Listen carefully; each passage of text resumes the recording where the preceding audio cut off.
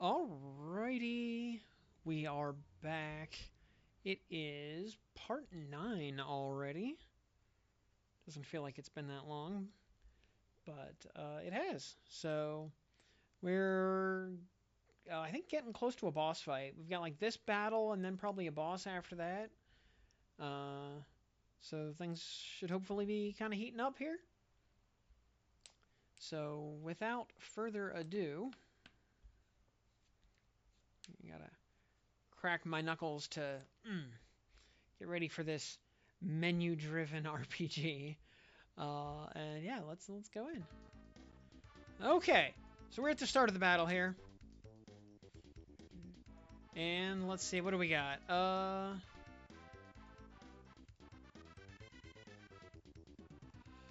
Decent chunk of enemies up here. A couple of mages, those are scary.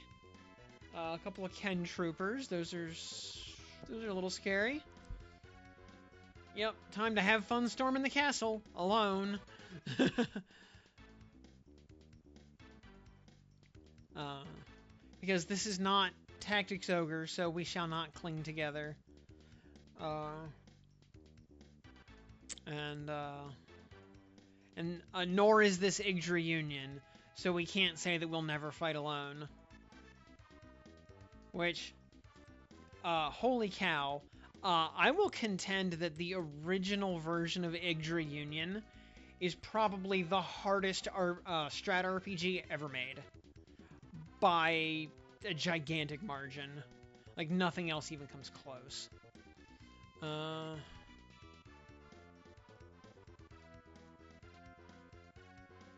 Let's see. Now, this was just a kill them all mission.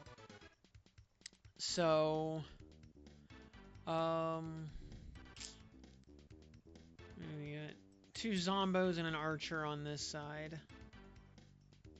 Versus, 2 mages and an archer on this side. Alright, well,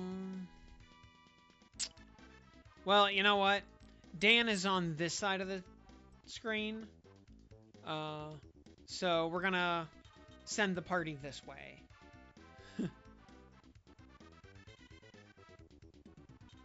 And I guess the enemies are probably gonna charge down the middle.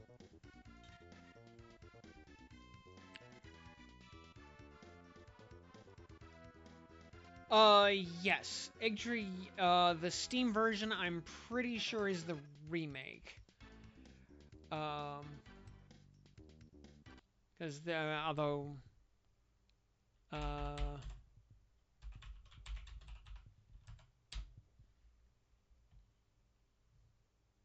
yeah, because the original was on GBA, and then there was a PSP remake, and I'm pretty sure the Steam version is based on the PSP remake.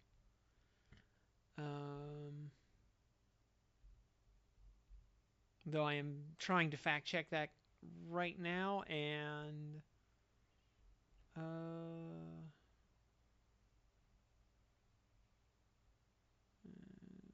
iOS, Windows, port. Okay.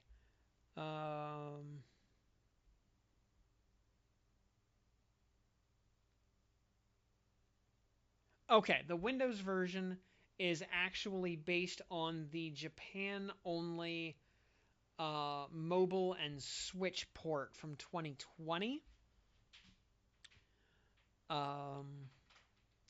Which featured a couple more QOL upgrades.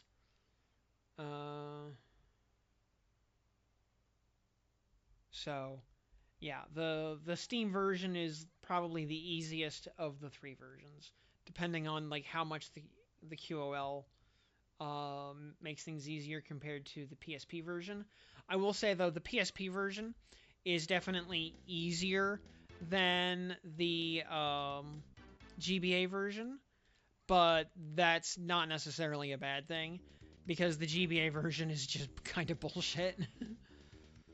And by kind of bullshit, I mean really bullshit.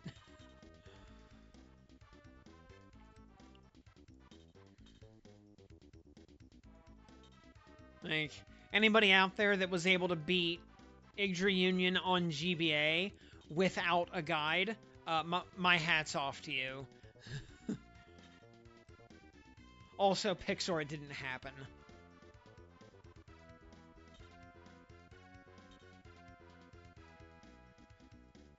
This, I mean, the GBA version of Yggdra Union, here's how hard that game is. By about the fourth or fifth battle of the game, out of, I don't know, like 25 or 30 or some odd battles, from that point on, every single battle is the hover bike stage from Battletoads.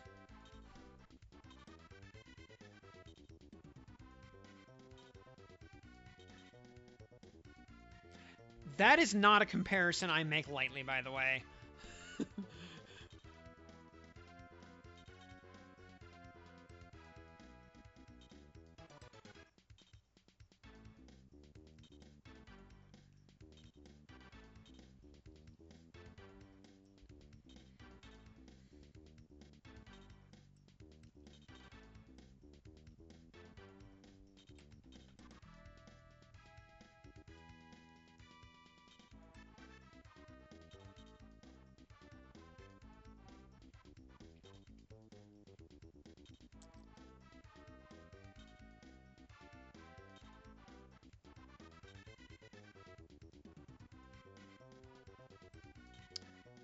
Alright, I want to kind of delay hitting those Ken Troopers until after the Cleric takes his turn. If at all possible. Otherwise, I'm going to hit him. The Cleric will move up and just undo the damage.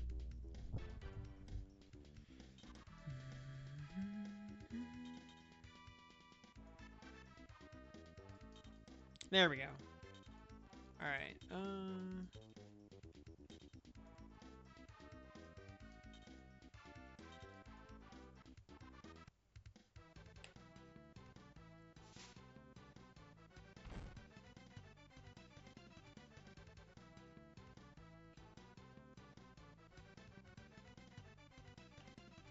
also, I want to try to get somebody in position, if at all possible, to one-shot the second Ken Trooper next round. Because we're only going to have enough... We're only going to get enough people in range to kill this first one. And the other one will 100% go first next round. And use his quad slice on the squishiest person in range. And then the odds of that person getting followed up and double tapped by the Zombo are fairly high if I can't retreat them or heal them fast enough.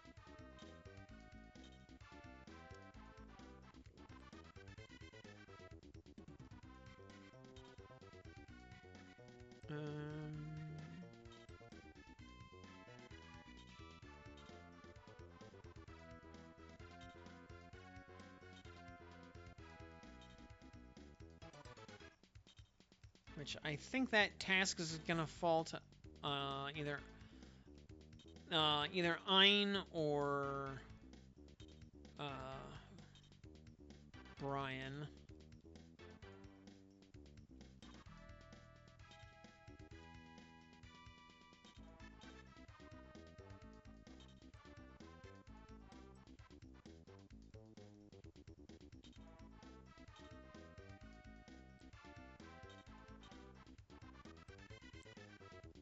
Okay, let's see here.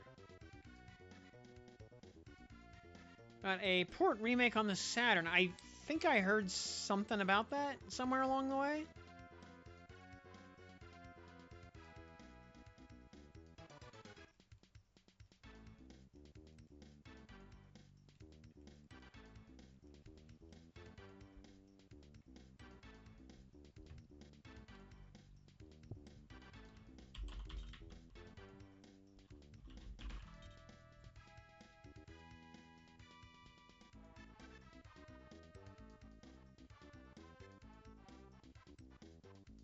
And apparently there's also a sequel called Feda 2, White Surge the Platoon.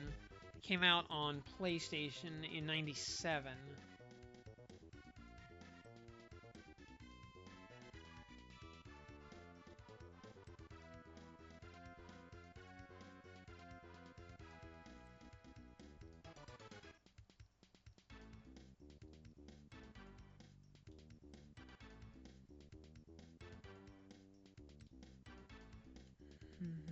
Okay, let's see. I don't think Dan can't quite get close enough. Alright, whoever... If I move Ein up, I'm afraid he'll get tapped by that rain set, and or that archer, and or that archer, and he's just gonna get dogpiled. So we're gonna send Brian up to do the job. And the archers are probably still gonna gun for Ein, just because they can. Bonk. There we go.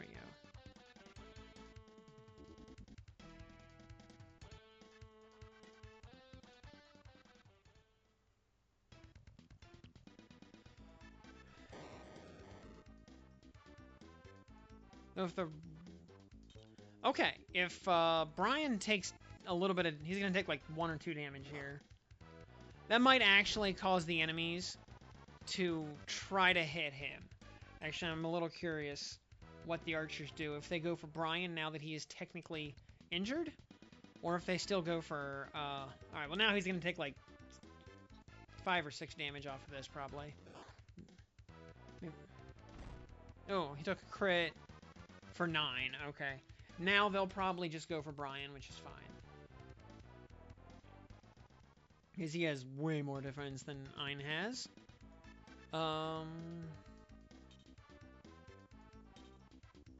Though that Rhine sat over there.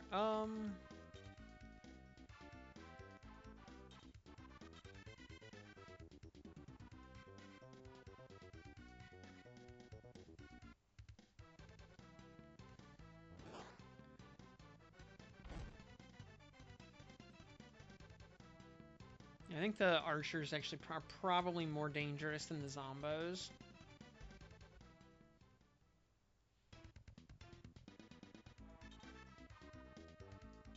And yep, sure enough, they go for Brian. Very nice. Yeah, those guys actually do damage.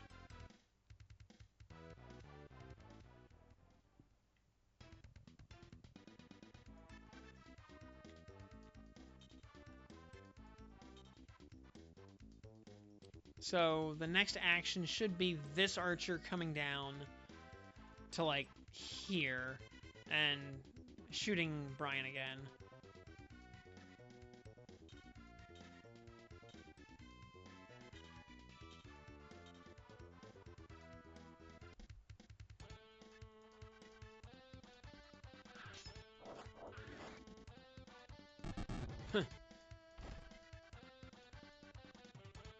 Alright, nice shot, Ein.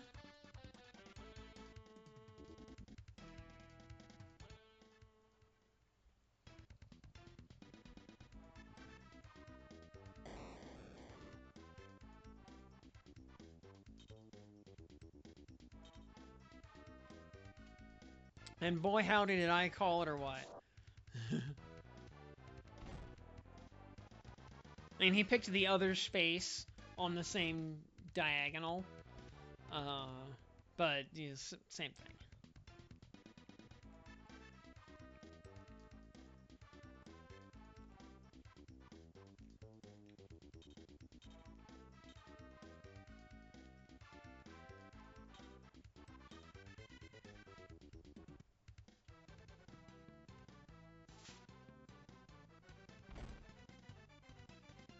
Nice. Exactly the right amount of damage. Good job, Shane.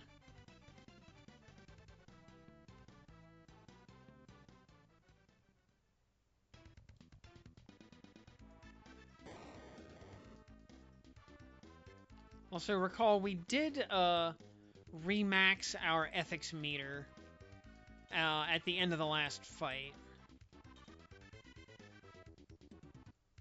So we are maximum good boys right now.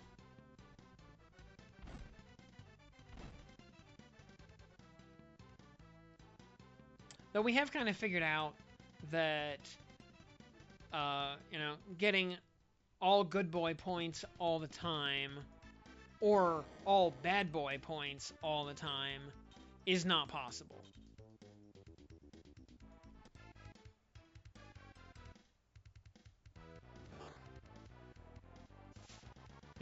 Your alignment meter will wax and wane a little bit. And you can't completely control that because some battles you just have to take an ethics hit. Or some battles just always give you plus ethics.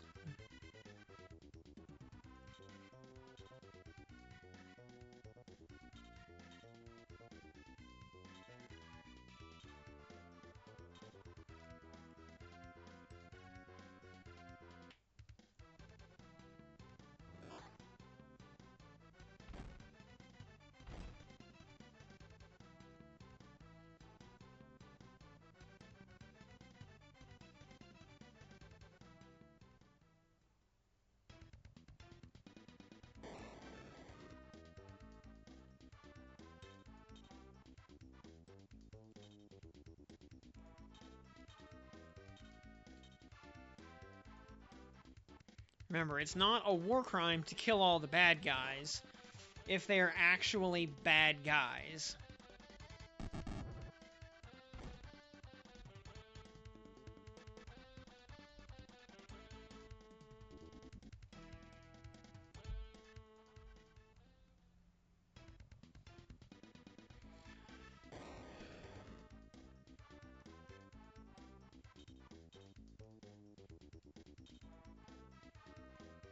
What's left up at the top?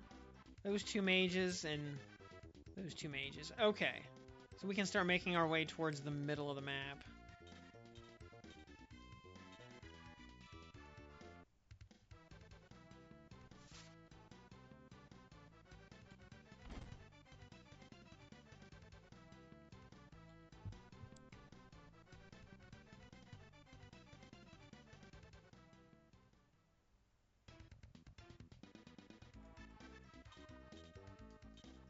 I do wish there was some kind of promotion or class change feature in this game, which as far as I can tell at this point, there is not.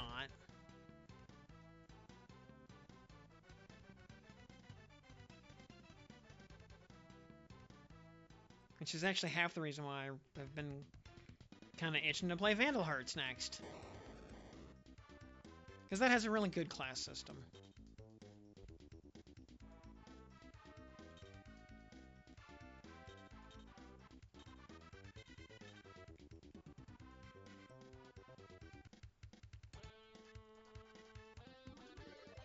In Vandal Hearts, all the classes are basically a giant rock, paper, scissors, lizard, Spock wheel. And on a character's first promotion, they have two options to basically, be on their current class or like shift one space on the wheel.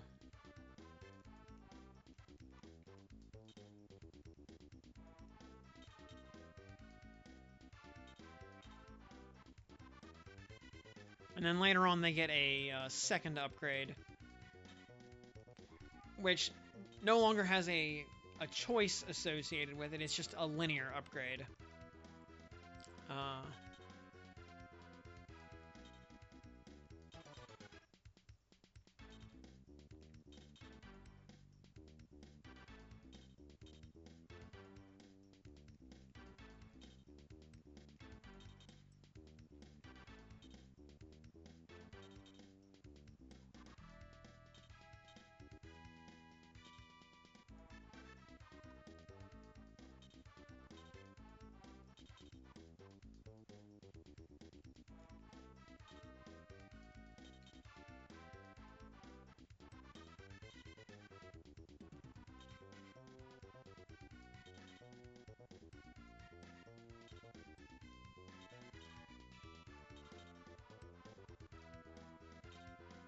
Alright, yeah.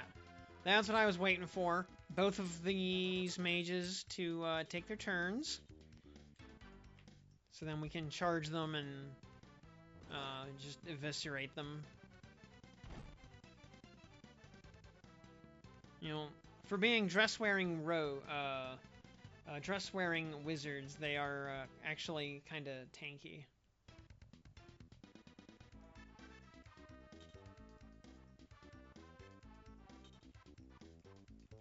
Either of our knights get a...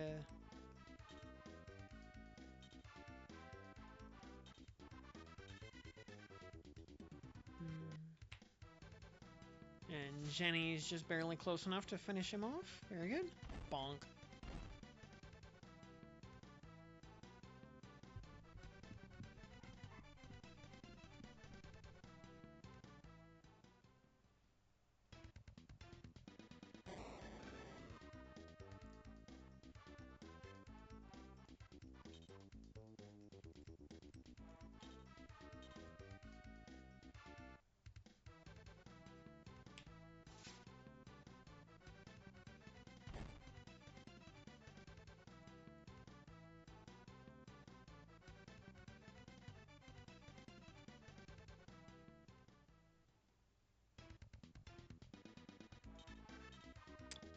Those mages just don't really want to attack us, do they?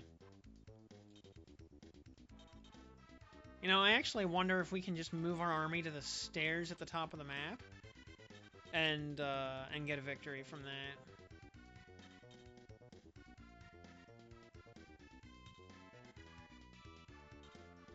that. You know what? We're gonna actually... I'm gonna just drop a save state here. There's 1, 2, 3. There's only 6 spaces up there, but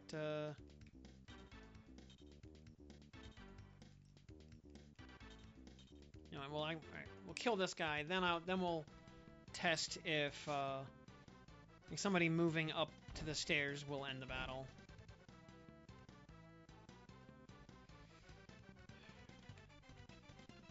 Though, of course, if that is even possible,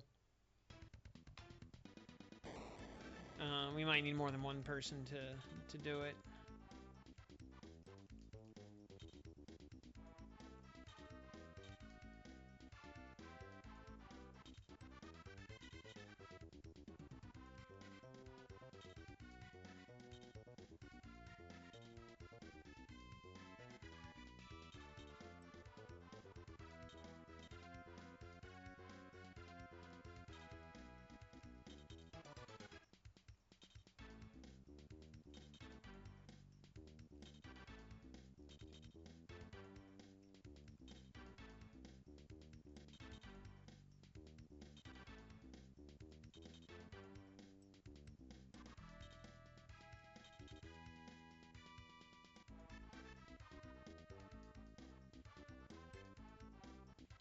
Actually, let me...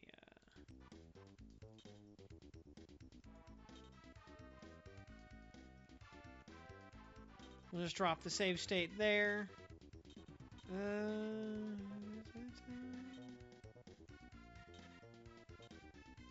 we'll let Chris go out and do the attack.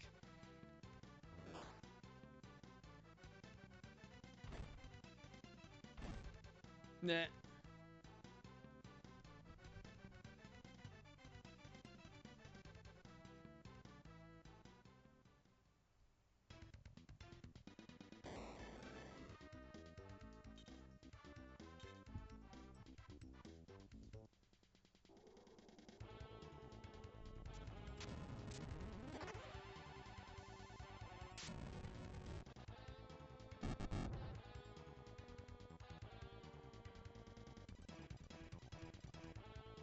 Oh yeah, so Final Fantasy Tactics came out today. That's a thing.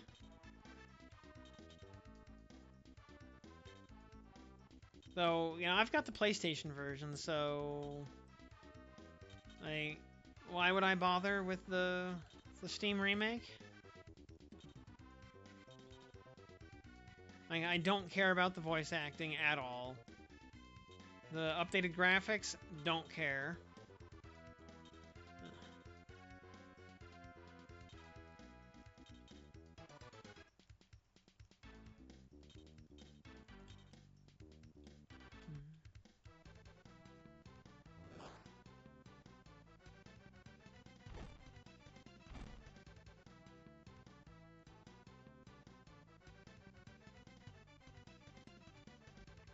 like, I think the only noteworthy gameplay change they made is they made Cloud suck less.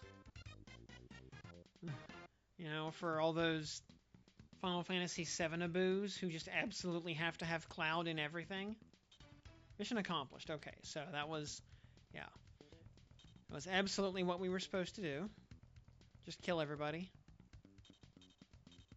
Alright, Tokage gained a level. Oira, Tokage Janeo. And level up for Jenny as well. Very nice. Ah, and for Eris. Excellent. And for Jeddah.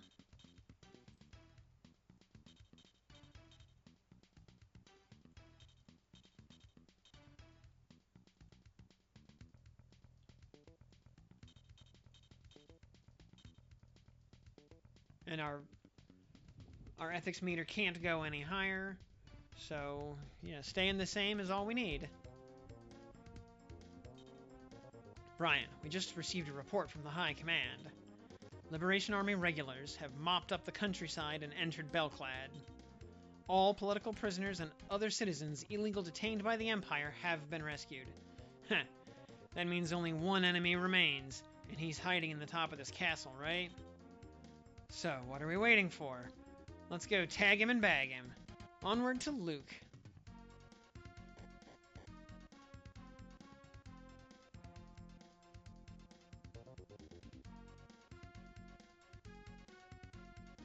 Ooh, okay, looks like we got ourselves a proper boss fight here. This is sovereign territory under my rule, Lord Luke of the Balformian Empire. Your army is nothing more than a gang of renegades and rebels, way out of its league. So, lay down your weapons, disband, and regroup at the city jail for processing now. No. Refuse, and we'll put you to the sword in this very chamber.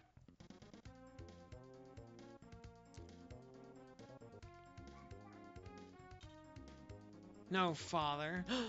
Gasp. I can't believe how you've become all warped and twisted inside. What? Royce? No, it can't be.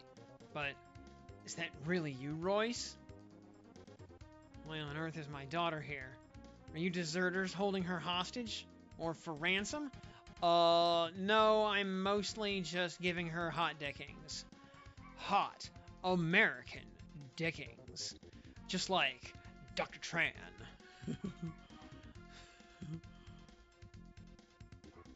And remember, he's not just a doctor. He's also a super secret agent with a PhD in kicking your ass. I'm not a doctor. He's a real doctor. No, Father. I've been an officer in the Liberation Army for quite some time. Not that it means anything in Guerrilla Unit 3, but I may even be the third-ranking officer. You, Royce, a guerrilla fighter, an officer in a command billet? Please, Father, listen to me. I need you to... But this makes no sense at all. I thought you hated fighting. But to join these traitors... I'm not a child anymore, Daddy. I've seen some things in my life. Not that you care, obviously. But I do. You could get hurt. I could have already killed you without knowing who you are. So, must it come to this for you to make noises like a father for the very first time? How pathetic. The only real father-daughter conversation in our entire lives. Here. Now. Former Commodore Herkmeyer of Belclad City. Please stop upsetting Royce. Huh?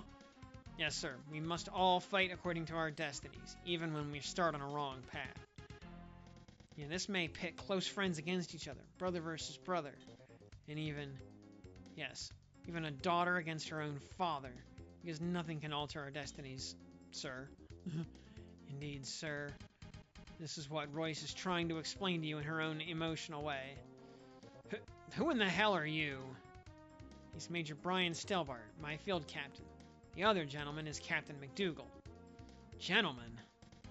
Did I hear you call these two traitors gentlemen? Do they even extend their pinkies when drinking their tea? Oh yes, now I remember. That Brian Stelbart. The alleged Phantom of Faust. No, you're much too young to be the reincarnation. Brian, all you are is a condemned traitor. Destinies? Don't speak to me of such profound concepts, you young whippersnappers. Ha! Screw you, you egotistical prick piece of shit. Piss poor excuse for a father. Why, I oughta... Tut, young warrior. Listen carefully, all of you.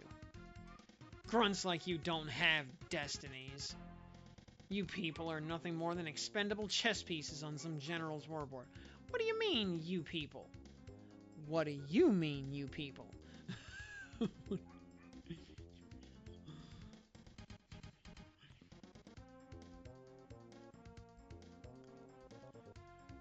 All that matters is the king, maybe the queen, to an extent, but women are easy to replace.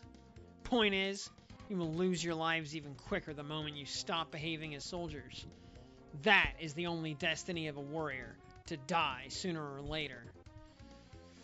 Well, father, I guess I should thank you. Huh? For what? Finally explaining why you abandoned Mom and me to chase your megalomaniacal obsessions. I suppose I'm lucky in a way to see you as you really are, so I can finally get over the past. You're just a shell of a man now, a hate-filled killing machine who is spiritually dead inside. Your ego is so overinflated, you are incapable of loving anything on Mildred Gars except yourself. That's telling him, Royce.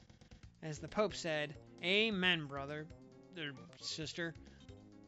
You watch your mouth, Royce. You too, wolf freak. Fine, that does it. I've put up with this crap long enough. Now I'll teach you some manners. Back off, everyone. All except your phony Phantom of Faust. Major Brian, allow me to sharpen your dull wit and blurry vision with the truth. I thought you would never ask. As one of the 4 Commodores, you'll provide me with a good tune-up match in preparation for our next battles. Yep, following the disingenuous prattle, it always comes down to this. Right, young warrior? Correct, sir. So stand clear, Ein and Royce, and leave it to me. Brian? Royce? Haha, gotcha. Feel the wrath of my ultimate blade. Yeah? Aura blade! Urgh. Is that all you got? 10 damage?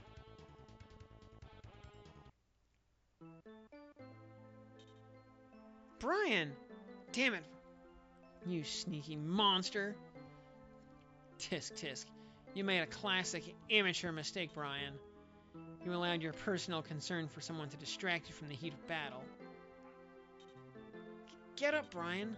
Come on, Brian. Snap out of it. It was only 10 damage. You've been injured before. Please? Former Lord Hegmeyer of Belclad City. I never claimed to be the Phantom of Faust. So that's how it is. Lord Luke, the Colossus unit is signaling us to evacuate. They're under siege, sir. Then we shall depart now. Yes, sir. I'll let you live, Brian, this time. Royce, you will abandon the Liberation Army, come with me, and start a new life. It was only 10 damage! The archer in the previous battle did more than that.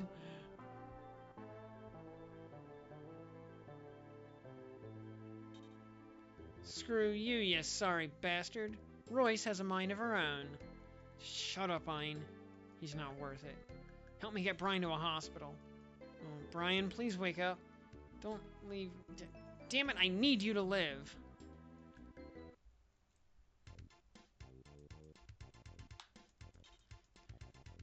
Taking over the logbook for Brian, everyone in the unit has mixed emotions today. Our greatest victory has also brought the worst day of our lives. Brian suffered a severe wound to his left arm. We rushed him to the hospital. Those rear echelon twerps in the Liberation Army laughed at our incomplete efforts. totally unaware of what really happened inside Commodore Luke's former stronghold. The members of our unit spread the word that the Faustian unit would rebound.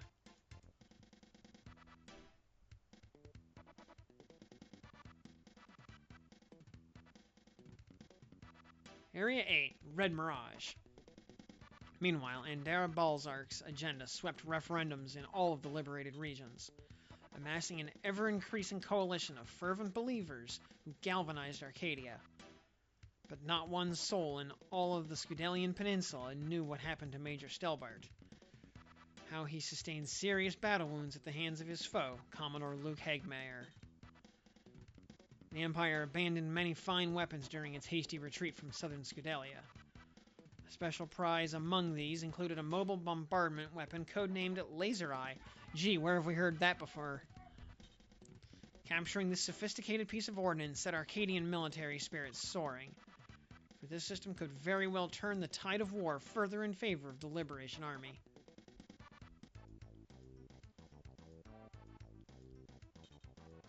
As Brian convalesced, the High Command issued a new directive to Guerrilla Unit 3. Retrieve the Odin Pupil, the primary component that focuses the Laser Eye's beam. Headquarters dispatched us immediately to a spooky venue called the Geese Forest. Of no strategic importance by itself, the temple inside the woods contained a certain item. The Liberation Army needed the Odin Pupil in order to maintain its advance against the Empire. Despite scary stories concerning the Geese Forest, nothing frightened us more than a mere idea. The notion that headquarters expected one tiny guerrilla band to oppose an entire empire. Yes, whatever half-baked ideas lurked inside our boss's crania were even more daunting.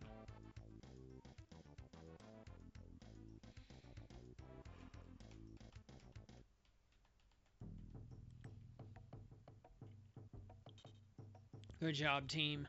Belclad is now the temporary capital of the restored Republic of Arcadia. Master Andera is busy making preparations to relocate the government. Hey, old man.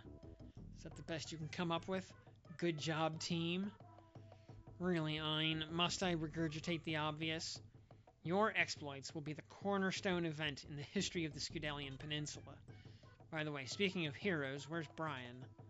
Commodore Luke wounded him just before the chicken shit shagged ass with his goons.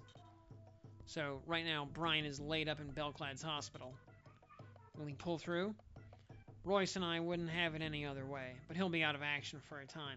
We have magical healing. We have several people who have magic healing powers.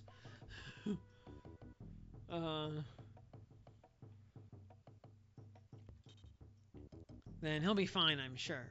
Still, this is not good. If Brian isn't fit for duty, this may throw off schedule. Why's that, old man? I'm second in command. Are you saying I can't lead this unit? Whenever an organization loses its chief, no one can predict what the effect will be. You've been in the military long enough to know that, Ein. Yeah, you're right. I wish he was here too, damn it. Well, it can't be helped. You're in charge of the mission, so get it done. What are my orders? Okay, I want you to proceed to the Geese Forest, 3 days away, and search for a temple. To get there, travel northeast along the river. Your objective is to retrieve an artifact called the Odin Pupil. That's it. Sounds easy. Allow me to finish the briefing before you jump to conclusions. People fear the forest because of reports that an ancient monster is lurking there. No problem. We've dealt with plenty of monsters before. Shall we leave now? I don't see why not. By the way, I'll be coming along. If you need supplies, I suggest we stop at the Liberation Army base along the way. Alright, let's go. We may actually need some supplies.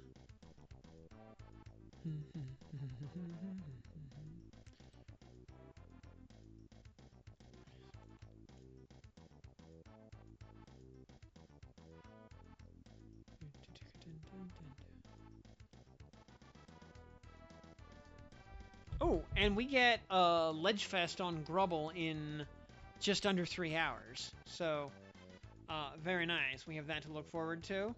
I mean, we know we're getting, whatever, the uh, third, like, whatever Percival's other brother's name is.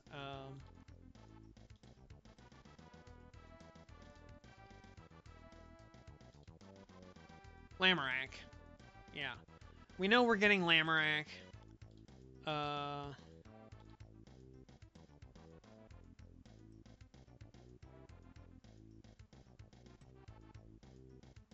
and beyond that,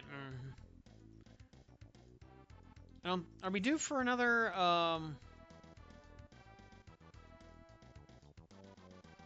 we due for another Dragon Knight Grand version, maybe? We haven't gotten Aglavale yet, so I guess we could maybe get Grand Aglavale potentially.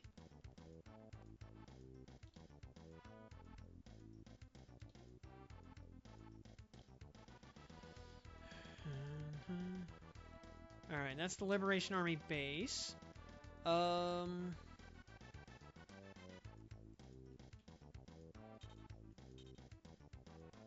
do actually want to go to the base and, yeah, hit the shop, load up on consumables, grab any new weapons that might be available. Nothing is here? Really? That doesn't... Can't talk to the caravan folks? This base serves as a transfer depot for material being shipped to operational units. Our job, to provide security, has become boring since the Liberation Army took Belclad. Then, where are my supplies? Beats me. I'm not in charge around here, but I can tell you this. We haven't heard any reports of Bart's troops patrolling in this immediate area. Are you the famous Guerrilla Unit 3? Nod. You are. Hey, everyone talks about you all the time.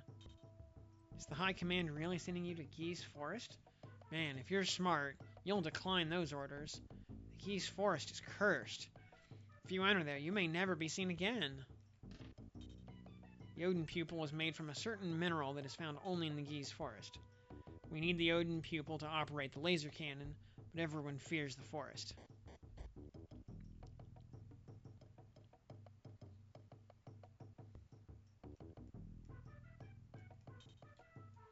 You may be the elite vanguard force of the entire Liberation Army, but you're not indestructible. No one has entered the Geese Forest and lived to tell about it. Then how does anybody, like, know there's a thing in there? Surely someone had to have gone into the forest, seen the thing, and then come back, right? Like, how would anybody even know there's a temple in there? Have you heard of Rasetsu, one of the Empire's 4 commodores? You say you have. Well, watch out for his troops. My command was totally wiped out by Rasetsu's army. I have confidence you can beat them, so hit Rasetsu a lick for me, okay? When Master Endera arrives in Belclad, the Liberation Army will finally be united.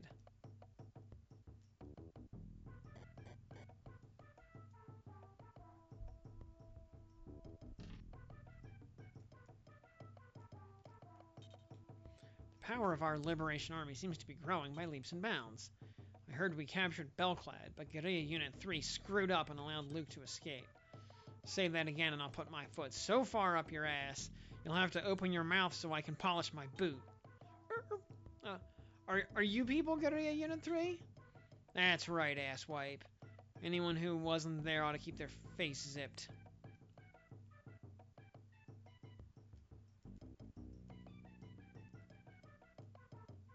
Well, was hoping for some supplies, but no such luck. We haven't seen a store in a while.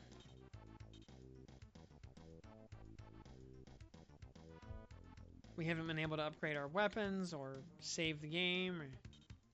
Hey, you're blocking the door. Move out of my way. Sorry, but my sister told me not to let you in the women's room if you're alone. Huh? That's right. My sister and the others said I'm strong enough to keep you out, too. That's a matter of opinion.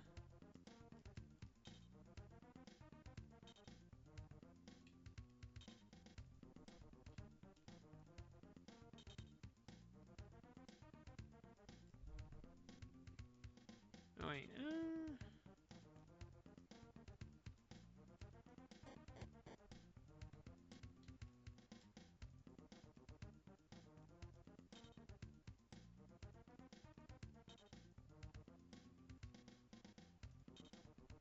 My blood has warmed up. I'm ready to fight now. Come on. Let's get the next battle going. Since I served the Hegmeyers once, opposing Lord Luke is very difficult for me. Nevertheless, I will fight to the death to protect Royce from his irrational behavior. Irregulars are always considered expendable. I wonder what the High Command really thinks of us. Fighting invigorates me. Makes my body feel lighter.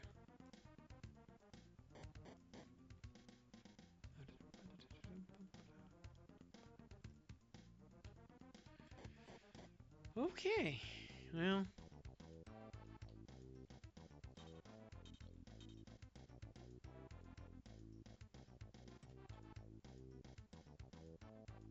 Whoa.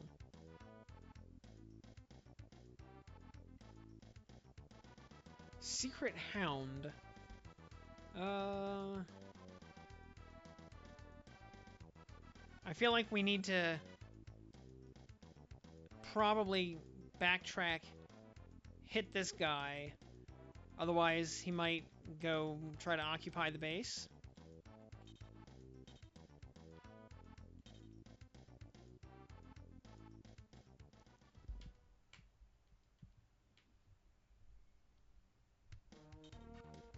That's one of Rosetsu's search and kill units. If we hope to proceed through this area alive, we must defeat the entire unit. Okay. 45, 34. 54 hit points. Okay, a little bit scary. Roxanne. Bagfuls. Hoagies. 44. Alright, they got a lot of flyers.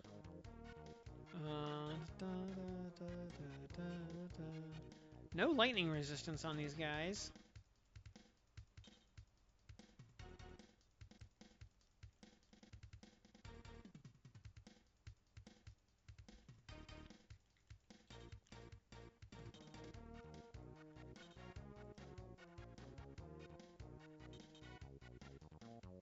See if we can draw them out a little bit.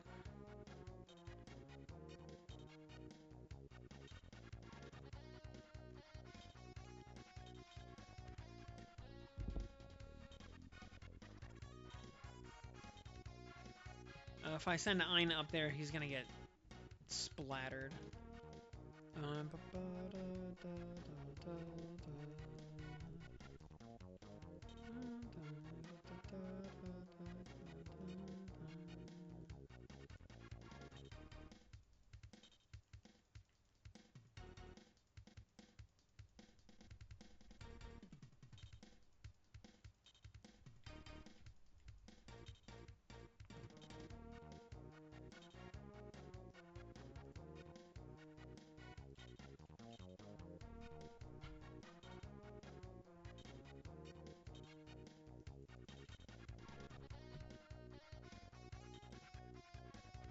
Yeah, this is going to be a little bit rough, because we're going to be hitting, like, oh, all of these enemies are going to be going just back to back to back to back, hitting us.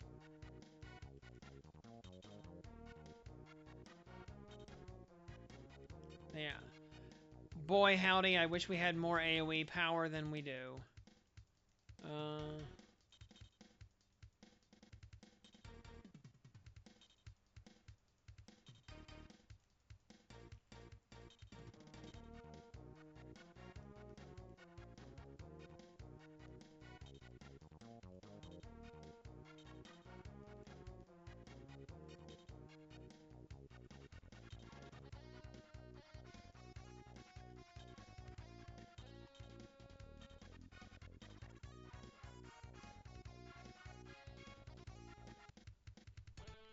Alright, we're going to try bolt breathing this guy.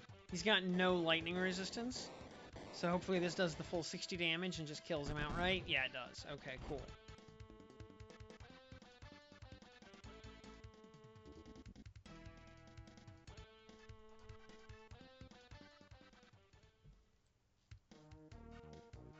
finally came to an end.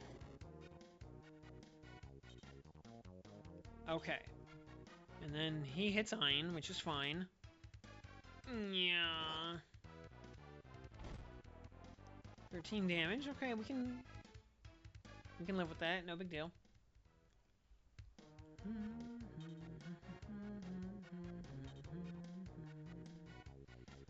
Alright, and then this will do like 12 damage. 19 damage. Ow.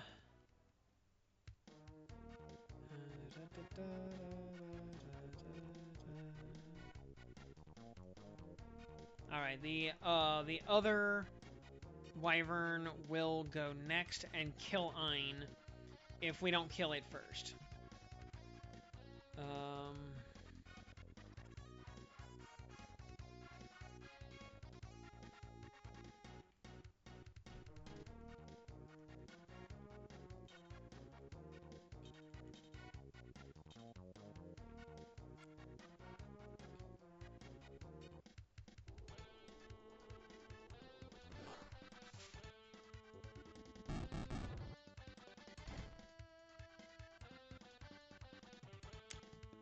'Cause something's probably gonna hit Royce next, because she's kind of squishy. Or they might go. Okay, we got another go. This is good.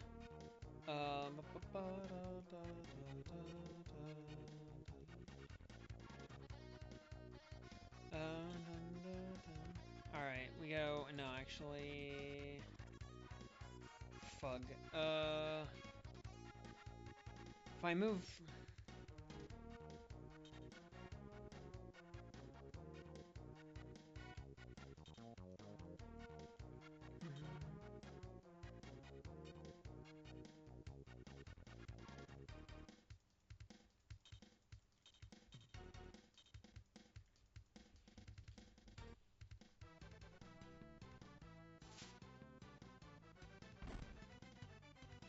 $30 damage. Okay.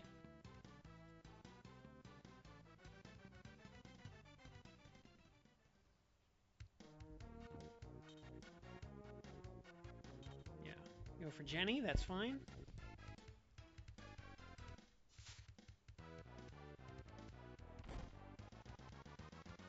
23. Oh, yeah, these things hurt. Alright, Jenny.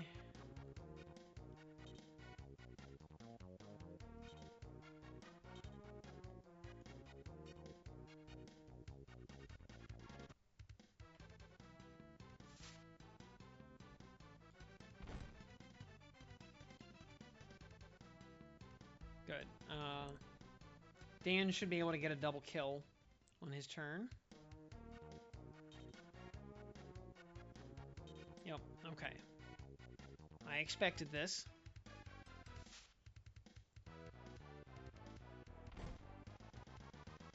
Only 18 damage that time. Yep, I knew it wasn't going to kill, so I wasn't worried about it.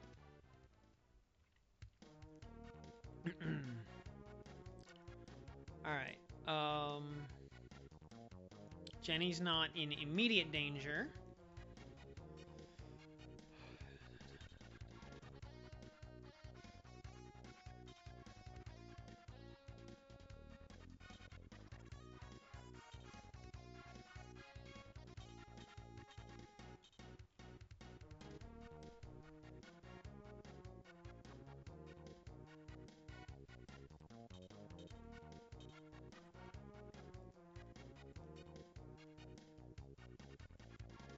That samurai might be able to move into that space.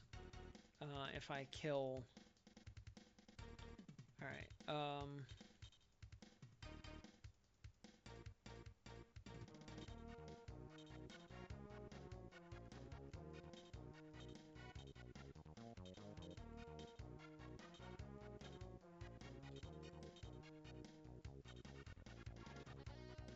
Actually, wait. Does anybody else need healing? Besides Ein and Jenny? I don't think so. Okay.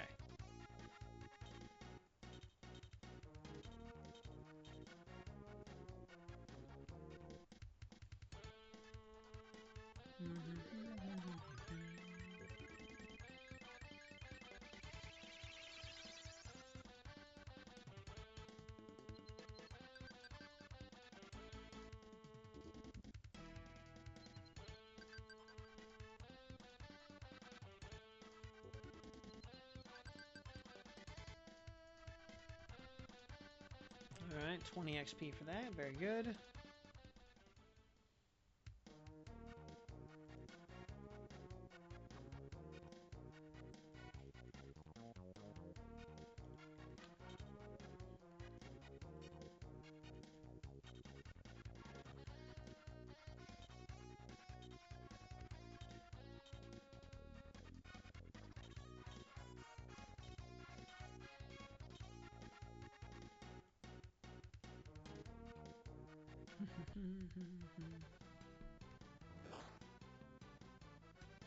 Bonk.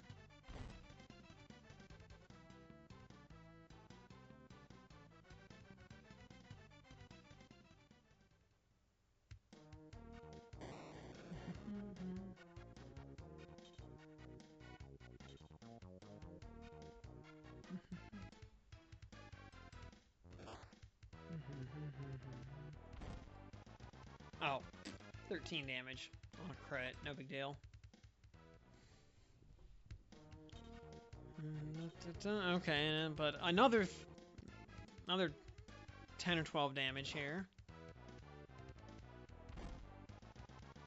Or he could crit again for 13.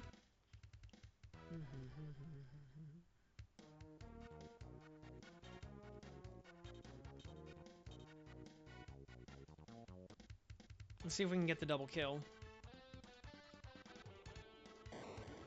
Probably not. We're gonna probably fall a little short here. 47. Should get the other one. Oh, yeah.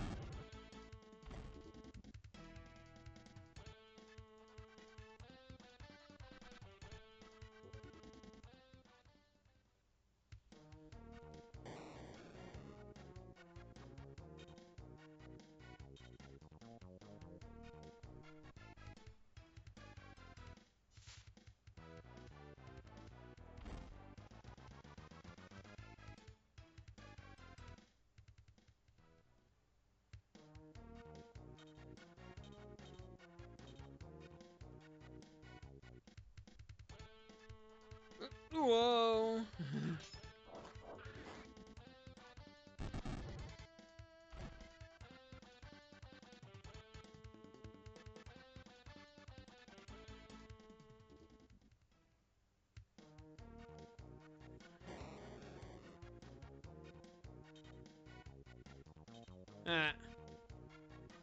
Running away, are you? You yellow bastard. Alright. Now, Arya. We'll just go ahead and hit remake 3.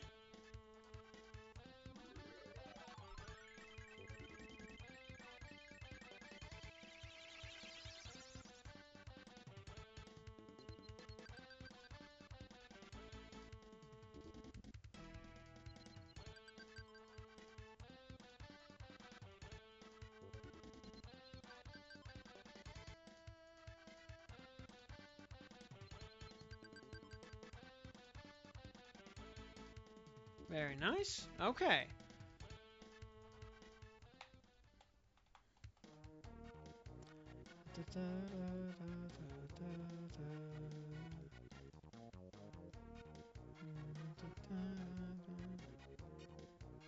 Let's see, that guy, alright. He will shoot for Ein.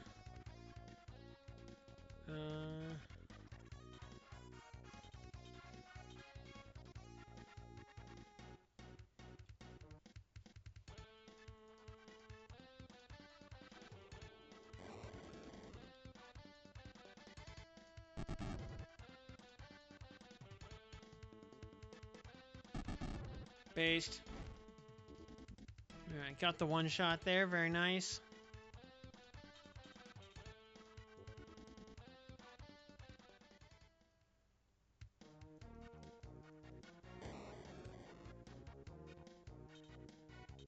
Yep, we knew that was gonna happen. Fantastic.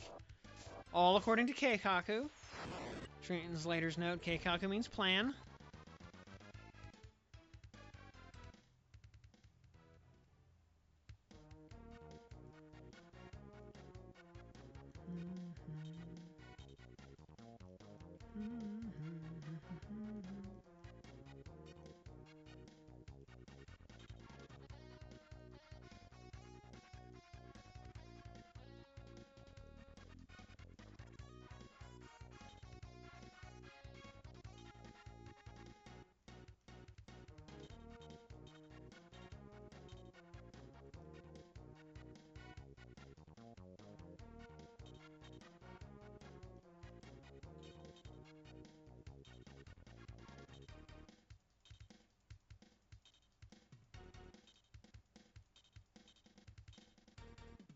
Alright. He's got to be actually in melee range.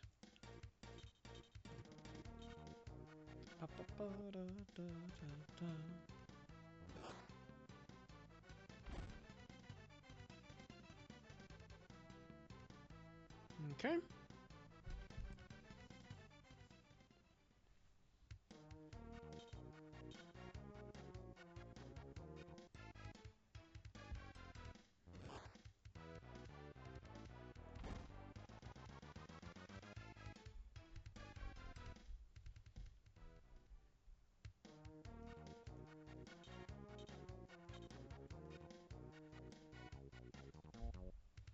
Alright, we just delete this guy.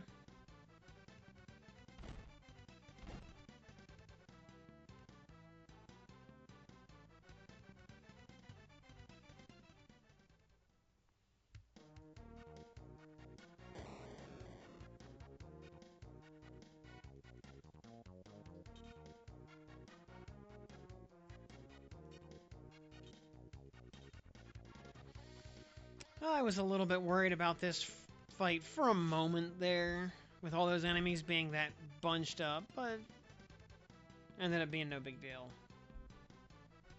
A little bit of careful positioning to make sure damage got distributed, and all's well.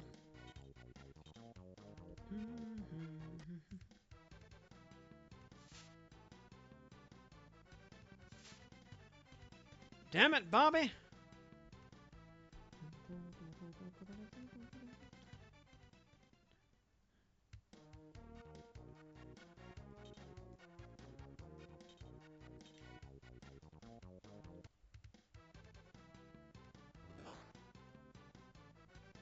There you go. Easy peasy.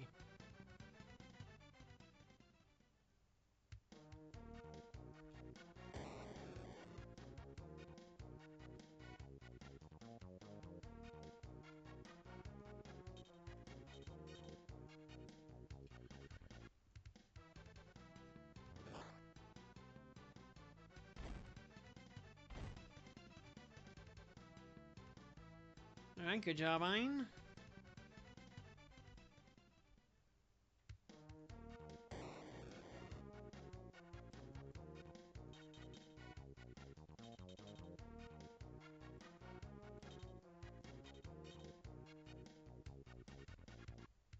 Alright, and Dan, finish it off.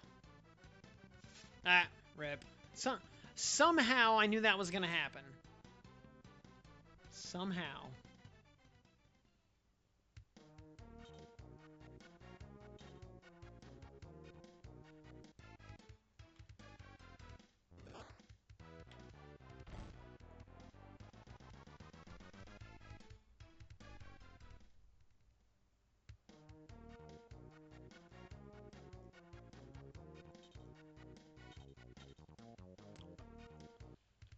Alright, now, please die.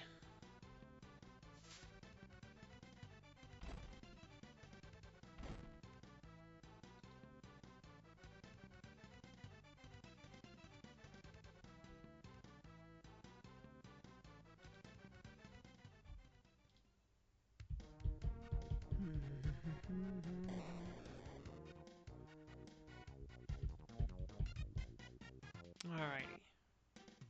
Battle is over. Oh, that actually counts as an annihilation. Ooh. We might have to reset that. Okay. Uh Apparently that was a totally optional fight. Uh Oops. I don't want to do that. I want to reset.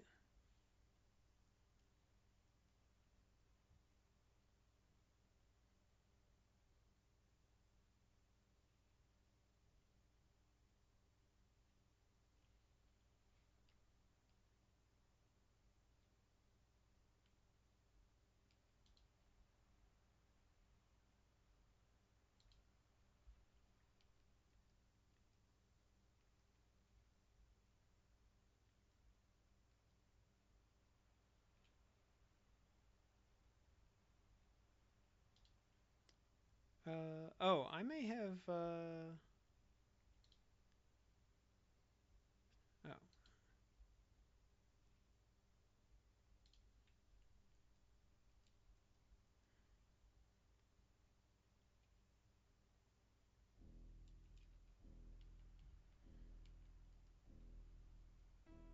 Mm-hmm.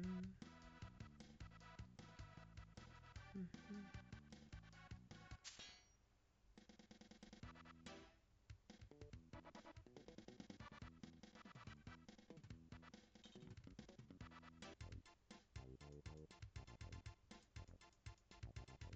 What?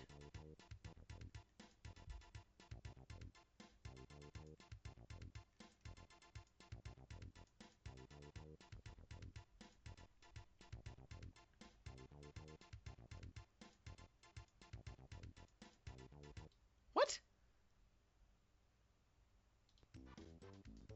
Oh. Okay, I understand what was going on there. Because I loaded a save state, it actually... Okay. I understand what happened now. It's fine. We gotta click through some cutscenes again. But, apparently...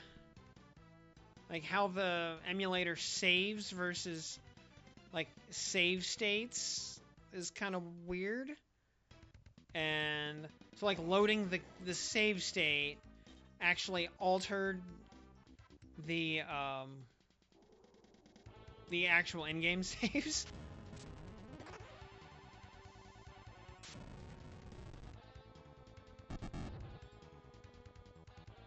Which, okay, whatever.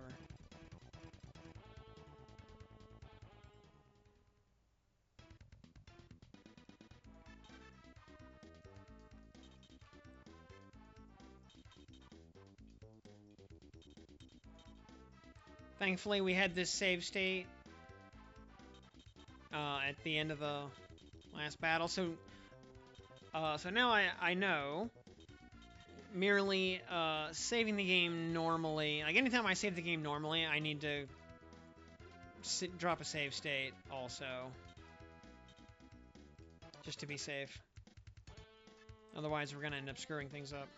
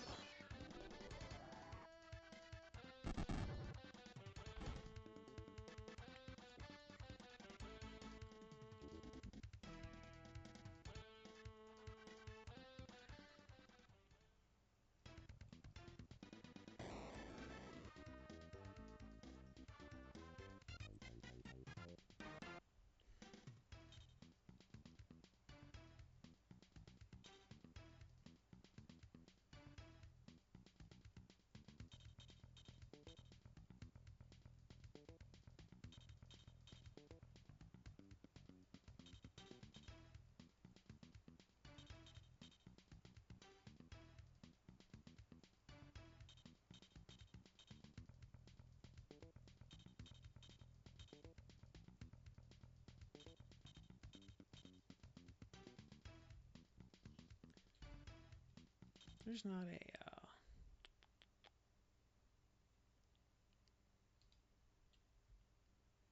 Rendering, fast forward. What's the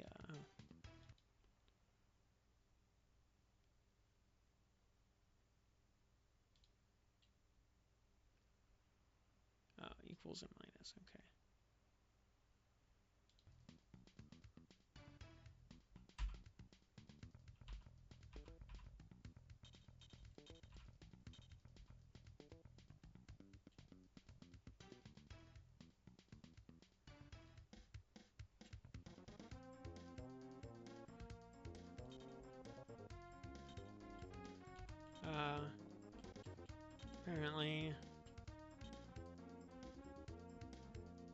Apparently running it fast forward doesn't actually really do anything.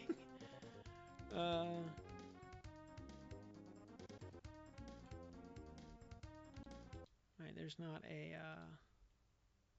frame. Oh, tab. Okay. Yeah. There we go.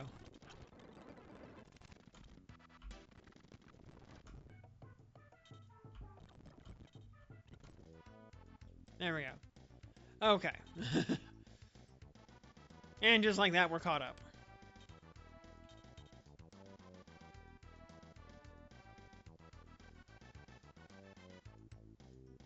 Alright, the kill squad moves in behind us.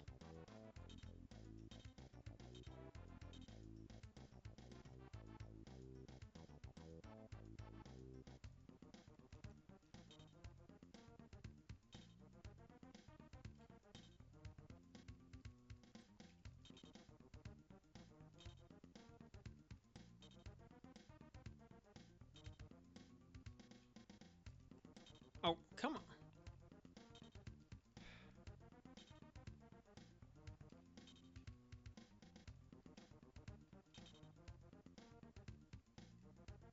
There we go.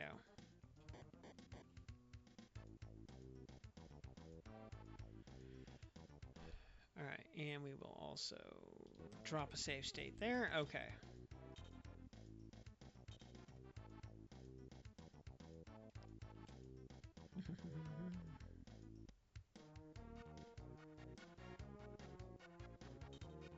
So, Guerrilla Unit 3 has been reduced to treasure hunting for scared rabbits. I hope we sink no lower. Huh? Another enemy. Is that Rosetsu's army? They're maneuvering into position to attack. Get ready. No, they're just observing us. It's Rosetsu's hound army. We need to move forward. If we kill the two samurai, the others will fall back. Okay. Easy peasy. Sen. Okay, those two guys. We can just snipe them and then we'll be good.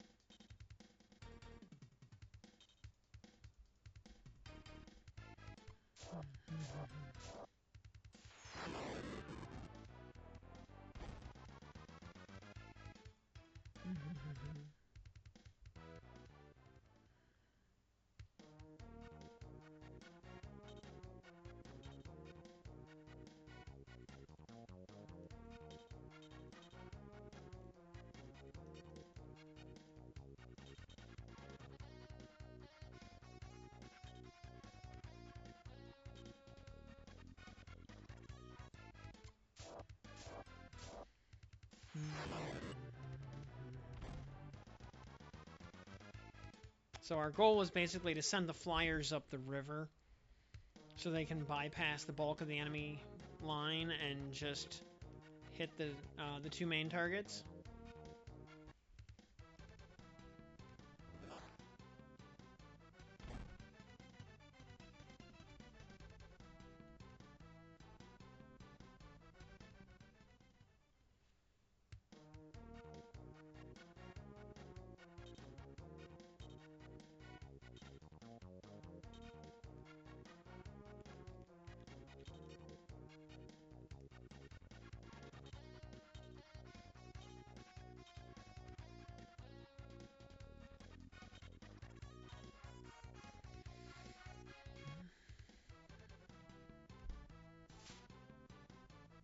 Bonk.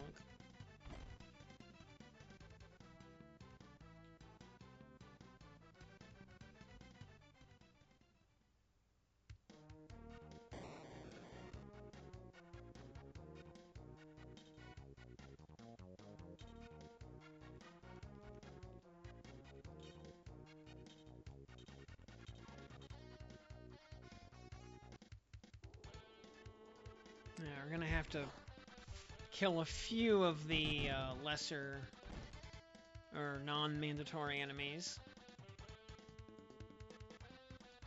but should be fine.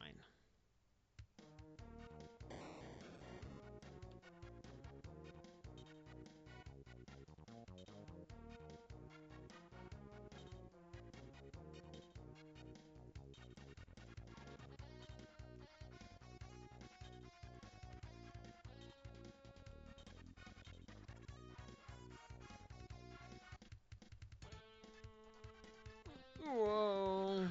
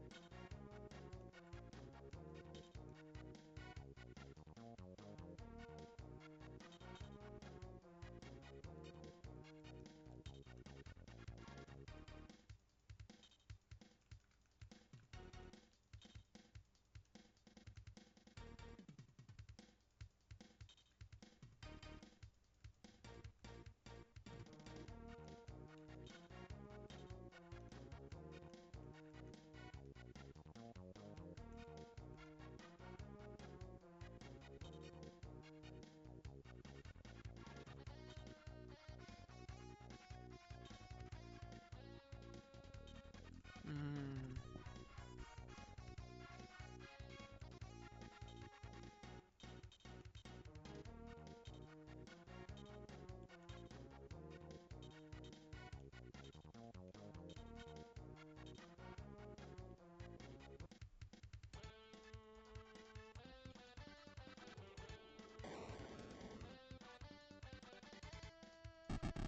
Nice.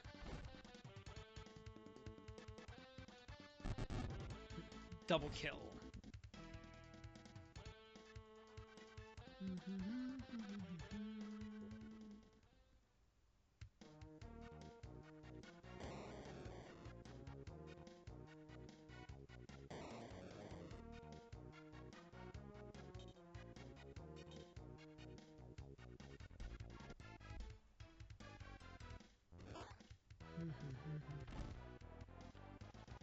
Ow.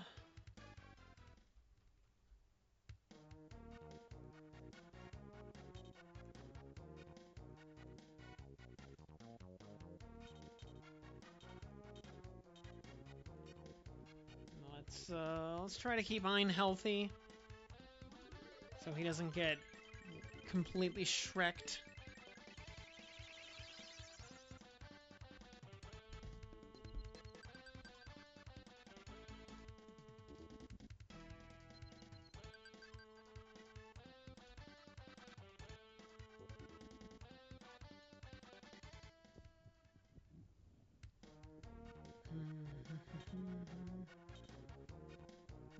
Yes, that's right. Aim for Dan.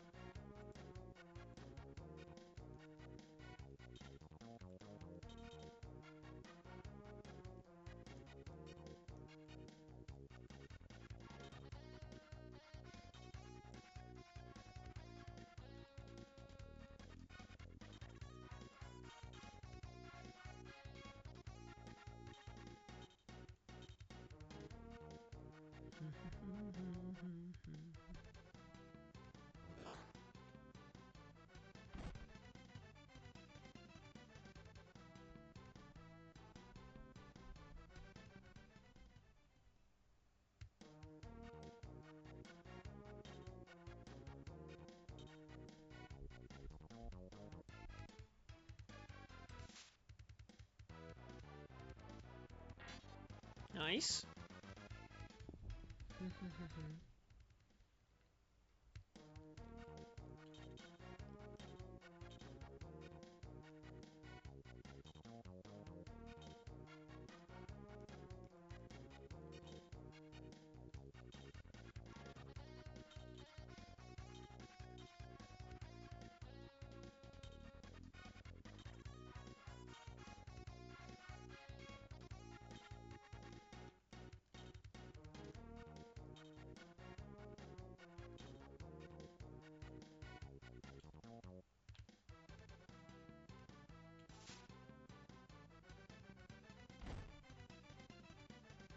33 damage.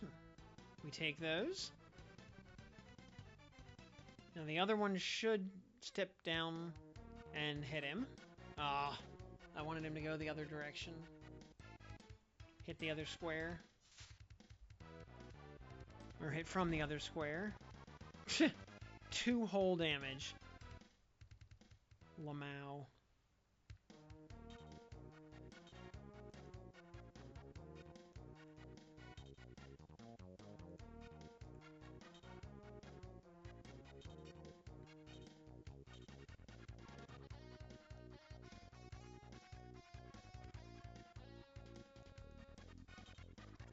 They have 0 lightning defense.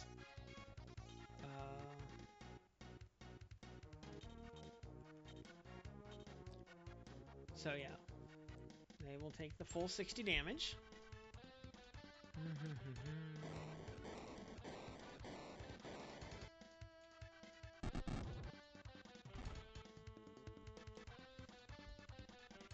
Because a non-flying unit standing in the river takes massive penalties.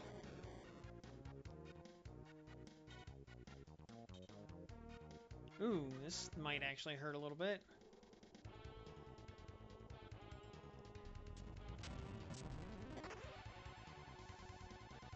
And the battle's going to end in 1 more action either way, so... yeah, not a big deal. Nobody was badly injured, so... Ooh.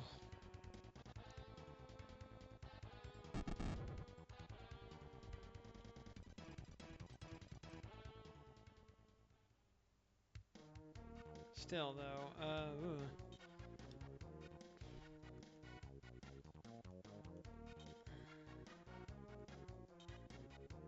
I guess the difference that 1 versus 2 resistance makes, right?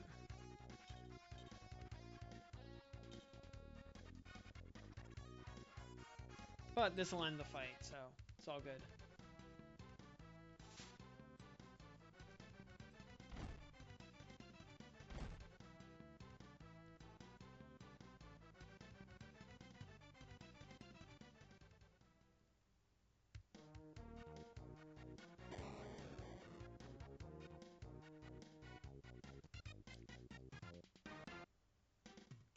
Mission accomplished. 25 XP across the board.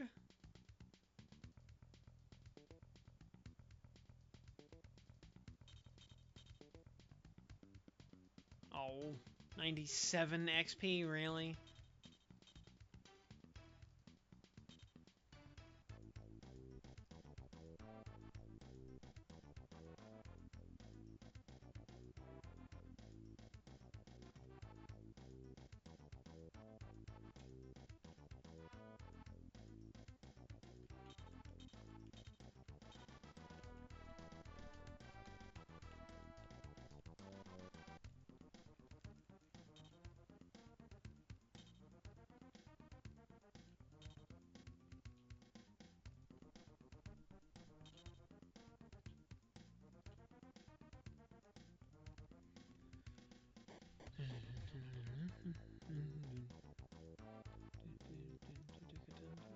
So I'm guessing what's going to happen is we're going to get another path that opens up, like, going down here and this way.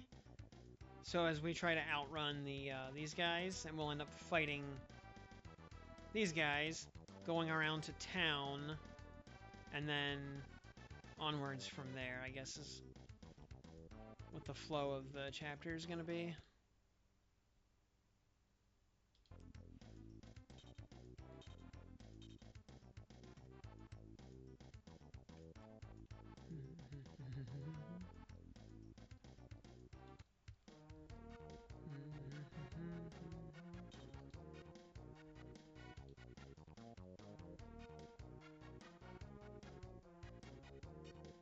So, that's the Geese Temple. Yeah, it's creepy, but no more than any other shrine. Except it's defended by monsters that are not associated with the Balformian Empire. Squeak! Since these temple guardians are not our enemies, we should not slaughter them indiscriminately. Show restraint, fight only in self-defense, and give them a chance to withdraw. Okay!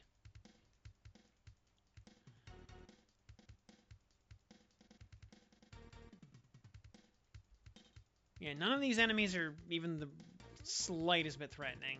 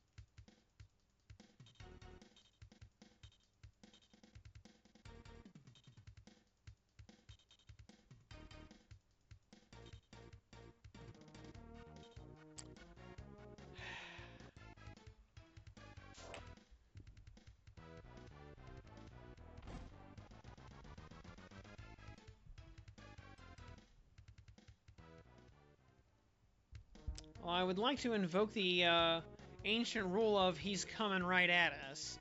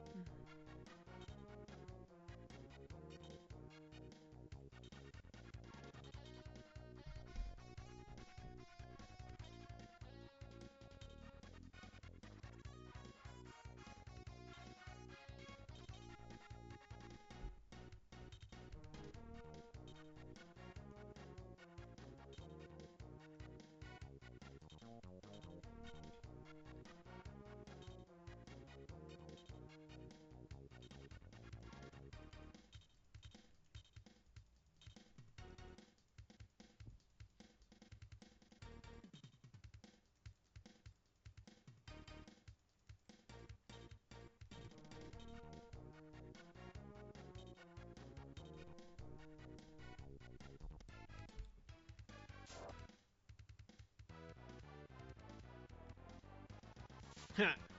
Nice try, idiot. Too bad your ass got sacked.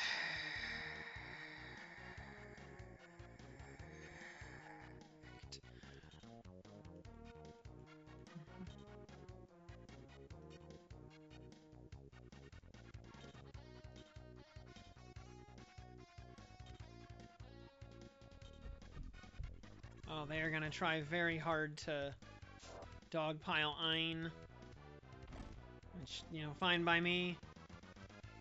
He will take 1 damage at a time.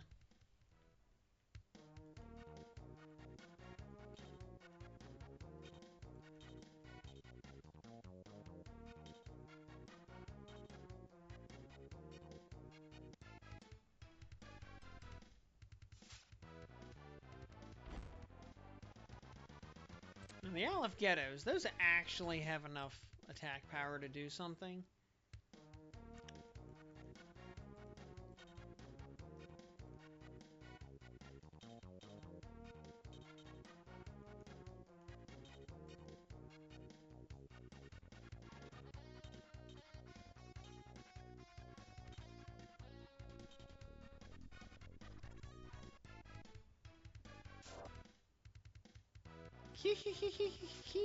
Zergrush.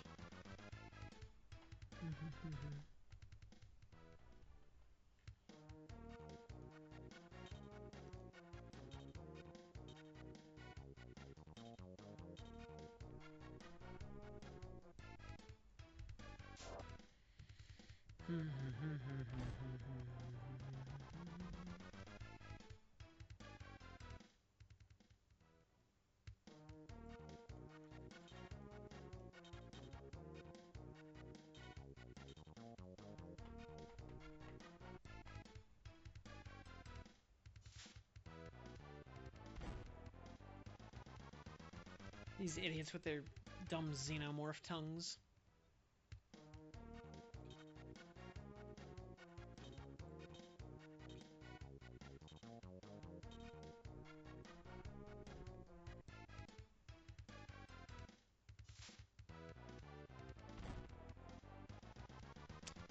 That damage is starting to rack up.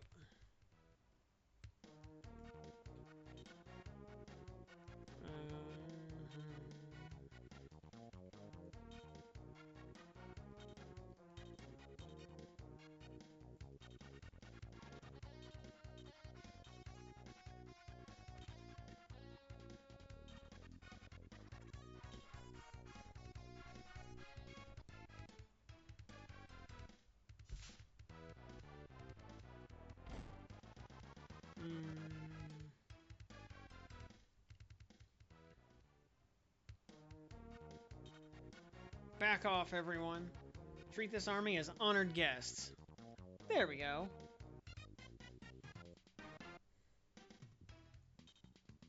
There we go. No violence whatsoever. Brian even leveled up from the safety of the hospital.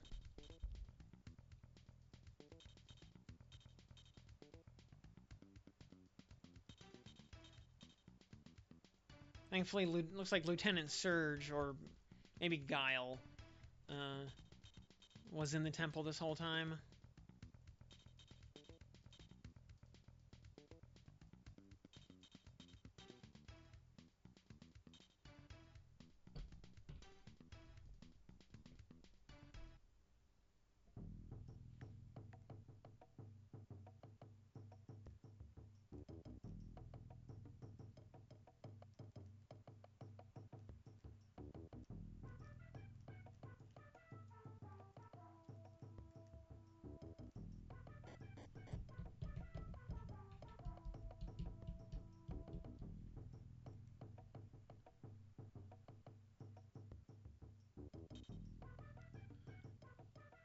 It's been a while, Kome.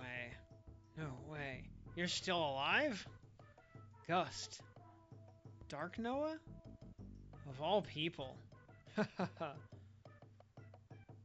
Yep, it's been 20 years. Come on in, Kome. Take a load off.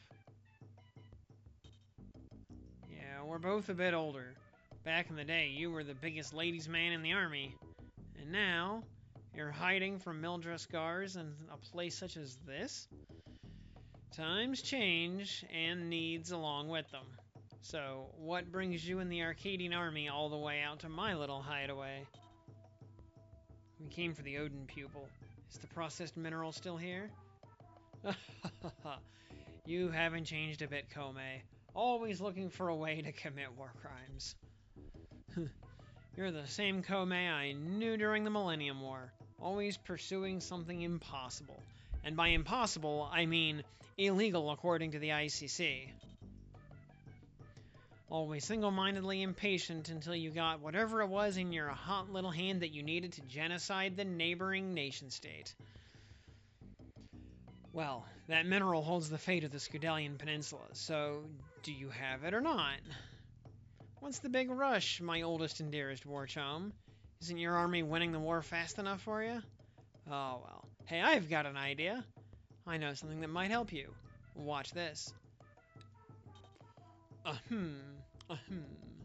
Return from your eternal sleep, Moranius.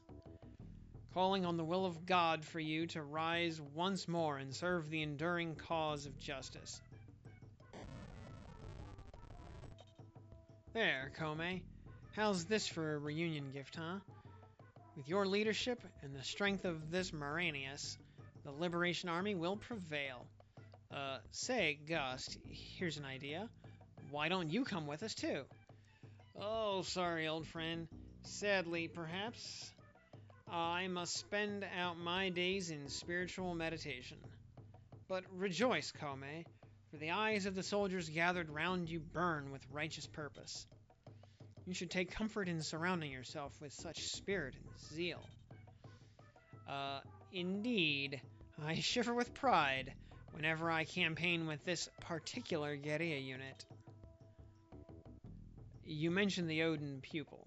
Well, to me it's little more than a shining stone. A bauble. If you can put it to practical use, take it. It's yours. You'll find it in the next room. Leave it to me. Pressing X to doubt?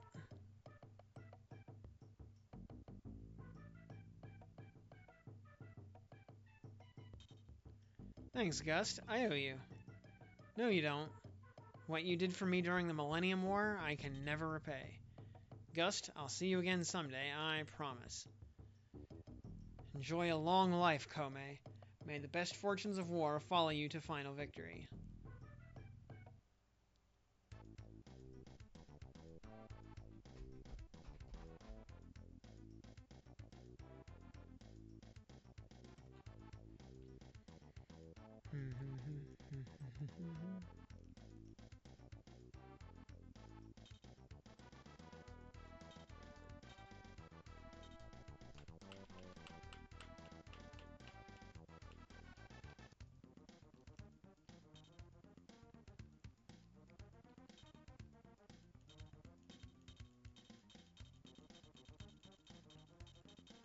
Okay. We got a gargoyle trooper. Moranius. Interesting. With 50 attack power and 43 defense. 46 hit points. He is,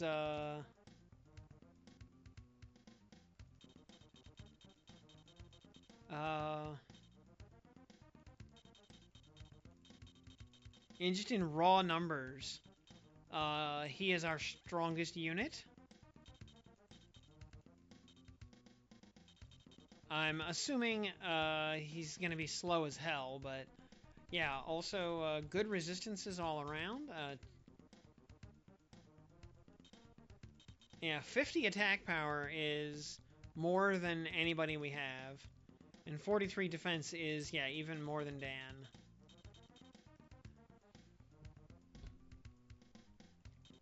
A little light on hit points, but oh yeah, and he's the same job class as the Centaurs, so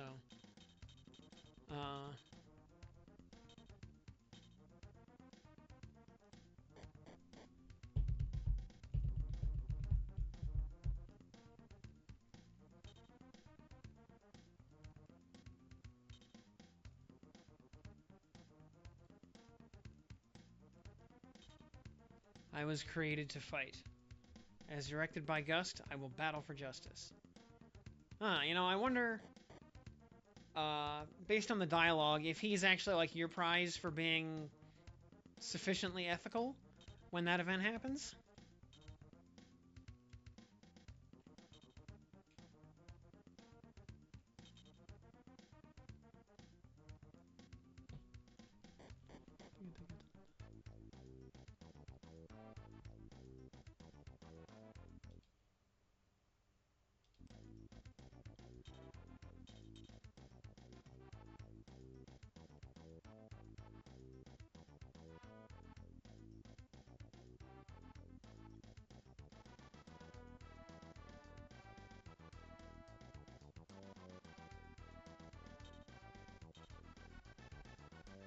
So I guess we have to do uh, one fight here with these guys. This one's unavoidable.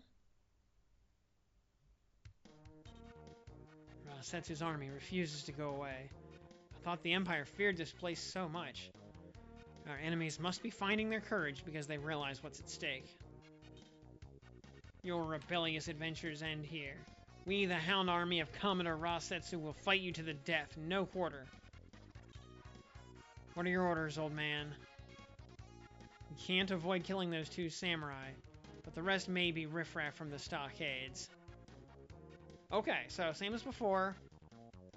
We kill the two samurai, and that's it. Okay, so this is no longer a genocidal random battle because it is a mandatory battle. It does have an ethical win condition.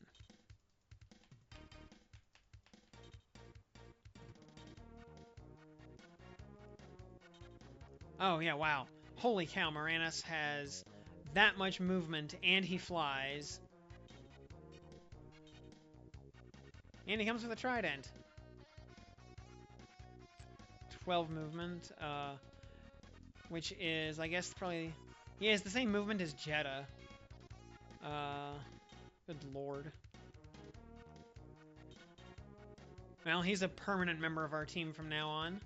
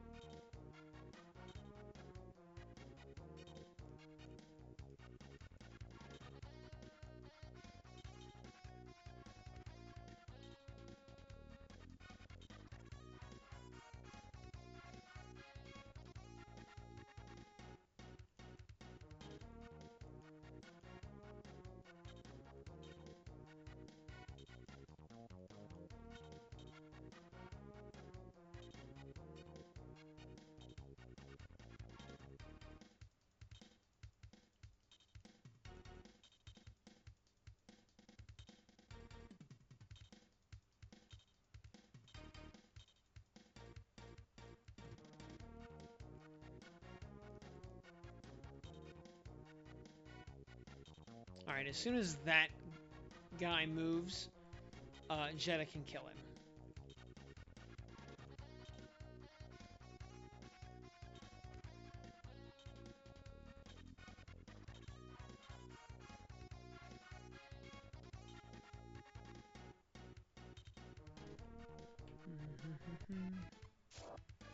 The bagfuls are gonna try to move in first, it looks like.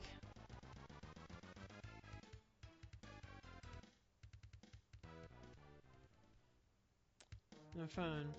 Path of Ethics going pretty cleanly so far. We do need to worry about these guys moving in on the flanks. Yeah, we cannot. Just a little bit out of range.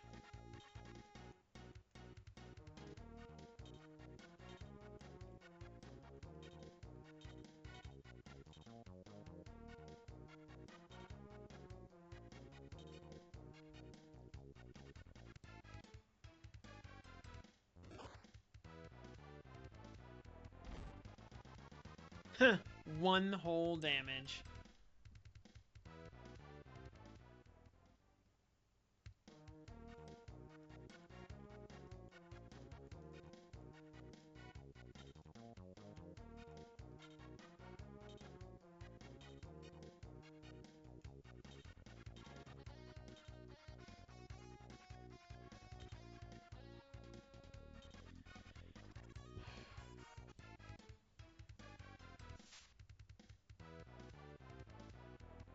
Too slow. Yeah, Moranius is such a beast. God.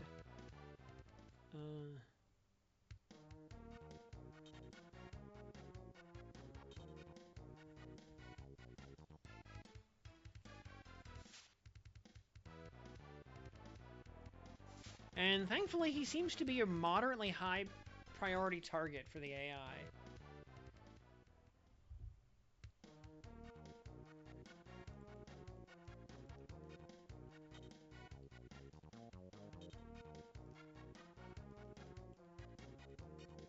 Which is good.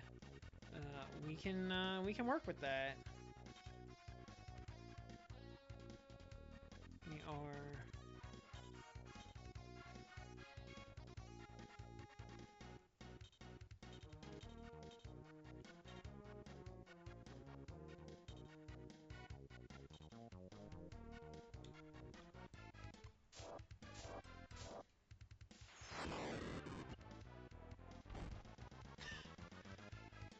One whole damage from the fireball. Get wrecked, idiot.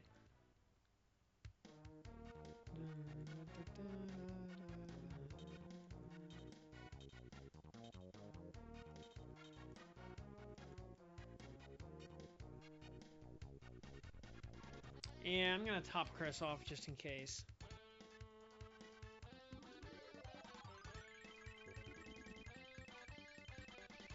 Yeah, Moranius is our new best character. He just joined the force, and he has more attack and defense than anybody else on the force, and he can fly. And it has, a good movement range.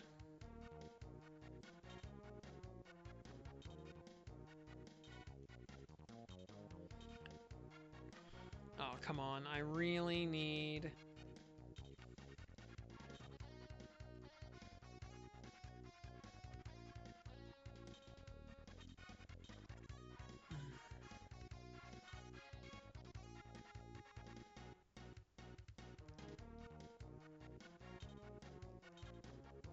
Really need... Yes, that's exactly what I need right there. That guy to just move up into kill range.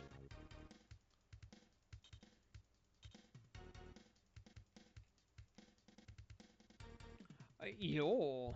You ready for Ledgefest in hour and a half?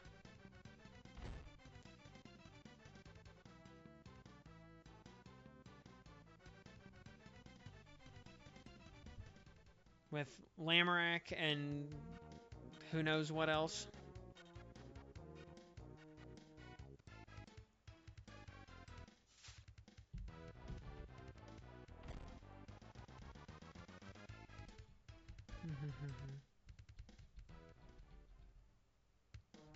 And who and... With who and whomstative.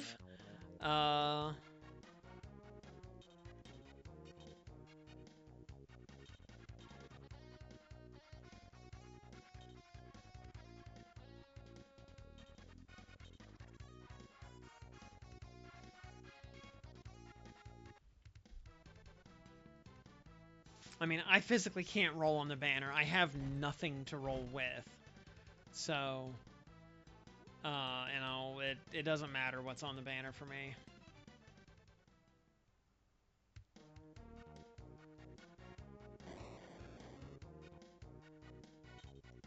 Based. Here we go. Moon Slice on the other samurai, and that'll end the battle.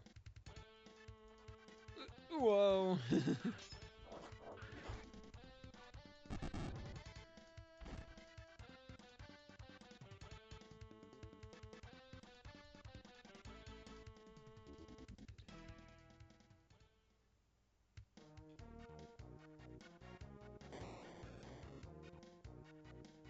There we go. Maximum ethics achieved once again. 460, okay. But we haven't been able to go to a store in like 2 chapters now, so we have been physically unable to use money.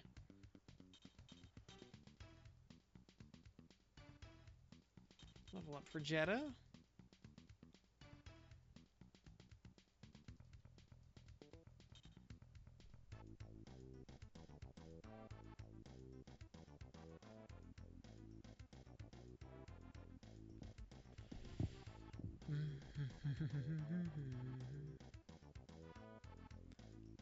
$5 million with Romp Gaming. Nice. I hate that virtuosic mastery trial. I do not like that raid one bit.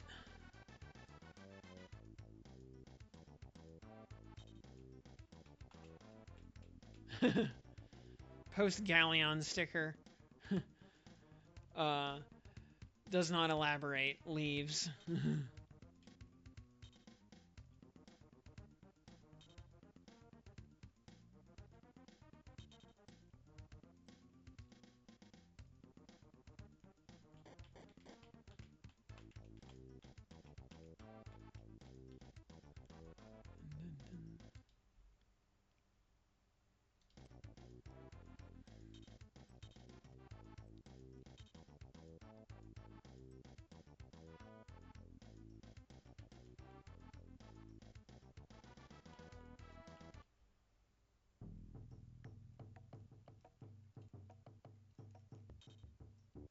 Your team completed the Geese Forest mission? Wow, you people are incredible.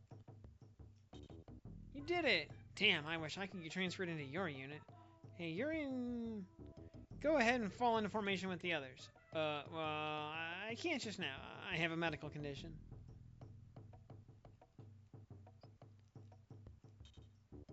The Great Magenta Line is a heavily defended wall protecting the Empire's seat of government. Totally not the Maginot Line, by the way. This is the Magenta Line. Very different. The Liberation Army cannot hope to achieve the ultimate victory unless we penetrate that wall. One Paladin or Asparagus with 150 Neo, EWR, and Bampy or Kerwa.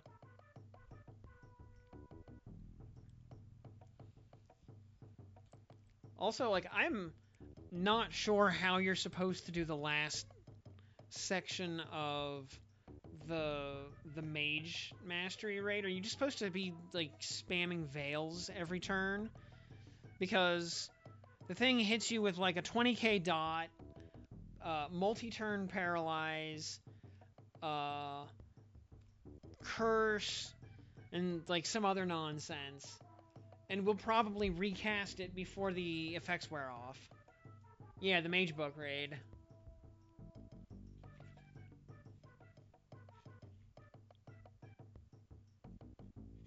No, I mean, sure, you get your honors in pre-25, but like, how are you supposed to do post-25 and actually win the raid? Like, again, you just like spam veils or something?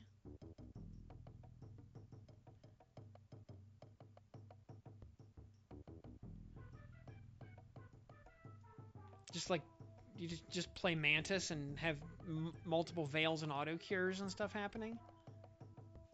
That seems like the Occam's Razor solution to that raid.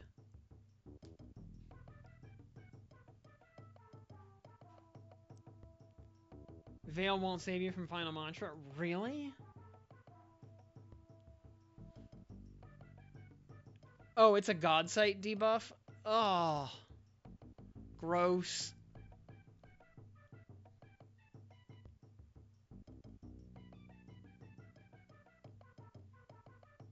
So, how are you supposed to deal with it then if you can't veil it? Because your whole party gets paralyzed also, so you can't cure it afterwards. You can't do anything. And you can't heal, and you're taking like 20,000 damage a turn from the dots. So, what are you supposed to do?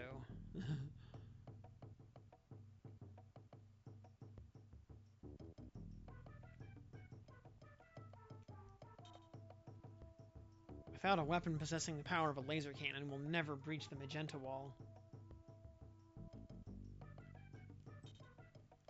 You reach the Arcadian capital of Luxidol, presently occupied by the Balformian Empire. You must somehow break through the magenta wall. The capital city is a ways further. Conveniently, we have the ability to go through the not Maginot line. How does Kengo clear it every turn? Like, do you need Shishio or something?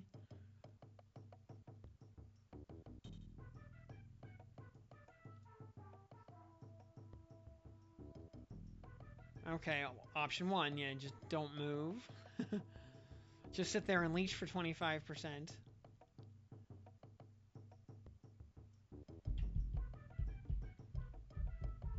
How did it go? Oh yeah, and since it has God Sight, the debuffs will always land no matter what. So no amount of debuff resistance is going to do anything.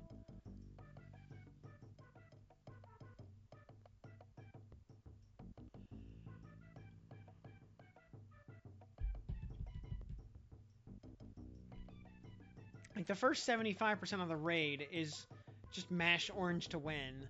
Then the last 25 is pure AIDS. We have the Odin pupil. Glory be. Guerrilla Unit 3 never fails to exceed our expectations. Quickly now. You must expedite its delivery to Belclad.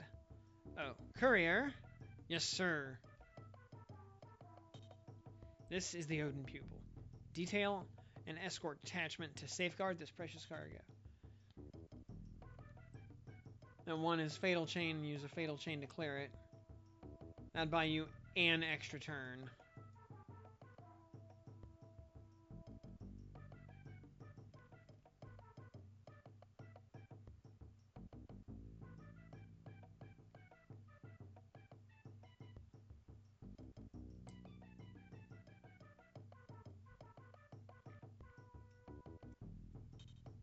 Be on the lookout for enemy reconnaissance units. The Empire is always monitoring us. Like, how does...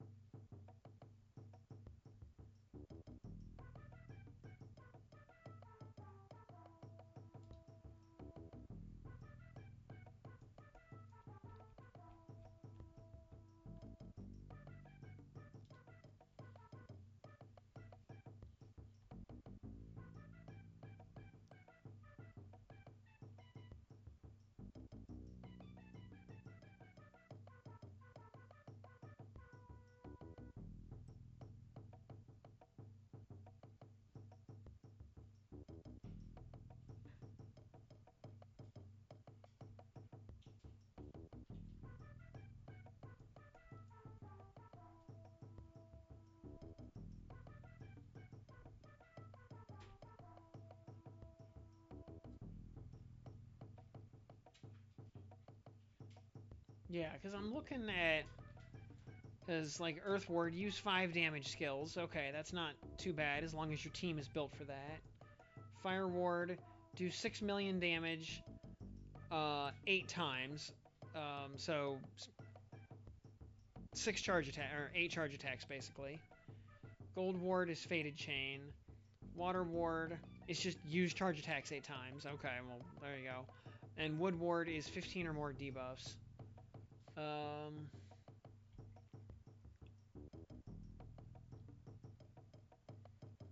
Also, the 6 million damage 8 or more times, you know, casting summons would also count towards that.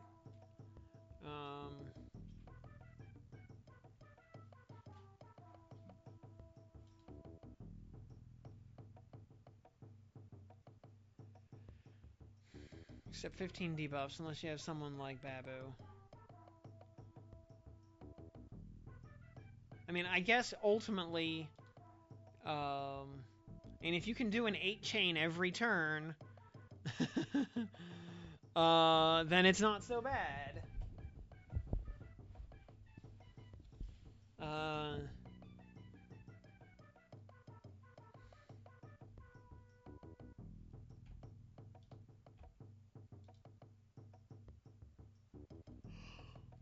The Empire is always monitoring us. Roger that, sir.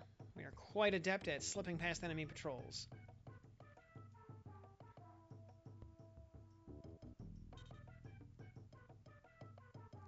I mean, 2 to 3 words each turn. Yeah, as long as you're doing an 8 chain every turn, but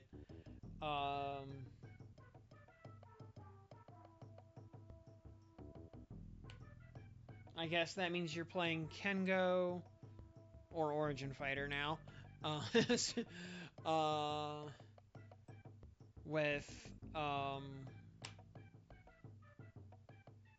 I mean, honestly, you could probably do with a Kane Shige if you didn't have a Shishio or what you call it, Amino, and then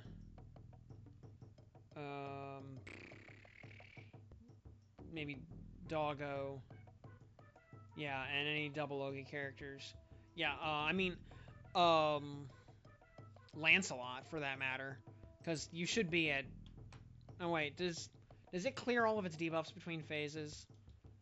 Or would you actually have 10 Glaciate by that point?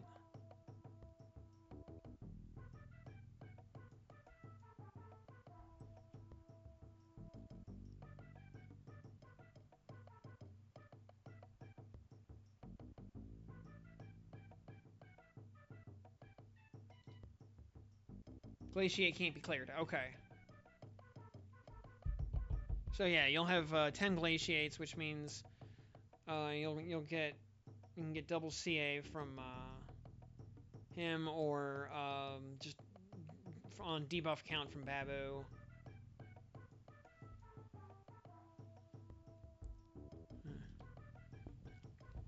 Well, Commander Kome, with that out of the way, the orders for your next mission have arrived. Hold your horses, Tolman. Are you referring to the Not Maginot operation? Notwithstanding the previous mission's success, this unit is still missing its primary captain. I will not execute this next assignment until Brian returns to duty. Tut-tut, Commander Kome. That doesn't sound like you. Guerrilla Unit 3 has never tasted defeat. My Ein alone is worth a full infantry division. Without even knowing the details, I'll lead the operation if you want, but more importantly, what's going on with Brian? Is he recovering or not? Well, I'm afraid he's not doing as well as we hoped. He will still need some more time. Listen, Tolman, if anything bad happens to Brian, I'll hold you personally responsible.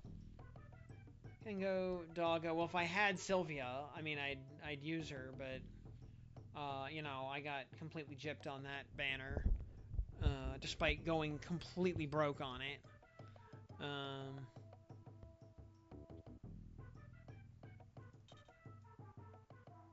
Tell your bell-clad cronies this. If Brian isn't fit for duty soon, I'll be heading up that way.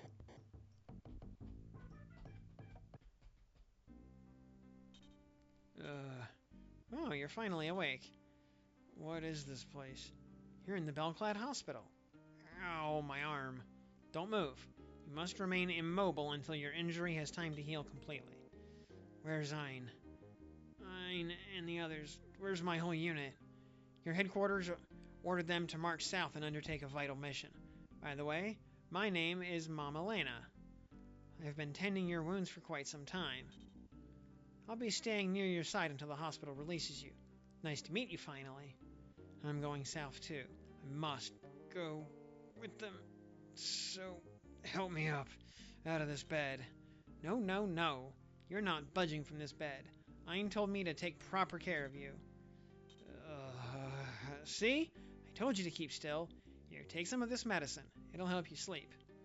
You need lots of rest.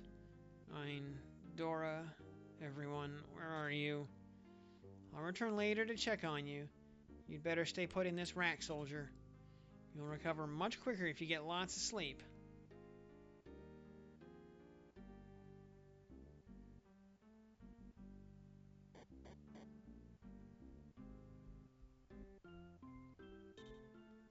Yes, Tusk. What did you wish to speak to me about? Might run Mana Diver if I'm pub joining. Well, Lucia, it's just that... Come on, Tusk, tell me. What's on your mind? Well, Lucia, would you... Hello, Lucia. Hey, Tusk, I see you're here too. That's good. Hey, you two. I have some casqueto nuts I just gathered in the mountains north of here. Come, I'll share them with everyone. That's nice, Brian. I love fresh casqueto nuts. Come on, Tusk, let's dig in. Nah, I'm not hungry. In fact, I have some business to attend. See ya. What's wrong with Tusk, Lucia? I'm not sure. He's been acting a little strange. Let me ask you something, Brian. Why must both of you go off to fight in the war?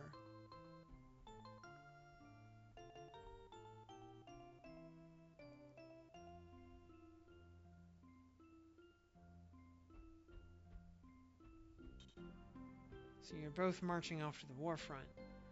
Brian, you never answered my question. Why must both of you go? Tusk can speak for himself, but I want to protect our home, the village where we were born. Lucia, can't you see how horrible Mildred Scars has become during the Millennium War? We can't rely on any outside people to save us from evil, so Tusk and I will do the job. On behalf of the Hito tribe, we will uphold the dignity and the survival of humankind. And they're literally the human tribe.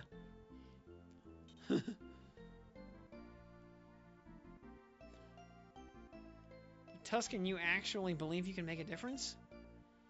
Look, if we don't try and everyone else quits, the outcome will be bleak for certain. I can probably count on one hand the number of times I've played Mana Diver in any raid. Maybe you're right. I wish others would make this sacrifice, but I know I'm being selfish. Still, I want you to promise me something before you go. Well, what's that, Lucia? That both of you will come home someday. Okay, we promise. Right, Tusk? Of course, Brian. Now it's time to go. We've got war crimes to commit. Come on, Brian. Are you coming, Brian? I'll catch up, Tusk. Listen, Lucia. Will you be okay? I'll try to be. Sniffle. Tusk is really the one you'd prefer to be talking to right now, isn't it? How did you know? I guess I've always sensed the feelings between you two. But Tusk becomes tongue-tied, Lucia. Hey, he can't be that far off. Why don't you come a ways and we'll catch up with him? No, I won't run after him. Why not? Look, I don't want him to go off to war all worried about me and everything. Can you understand why, Brian? I guess it makes sense, Lucia. War is a dangerous occupation. Tell you what, gal. I'll make sure I bring him home to you someday. How's that? I'm sorry, Brian. I didn't want to be a burden to someone during such a time as this. You'll never be a burden, Lucia. Just take good care of yourself until I bring Tusk home. And try not to have any, half Beastman babies in the meantime.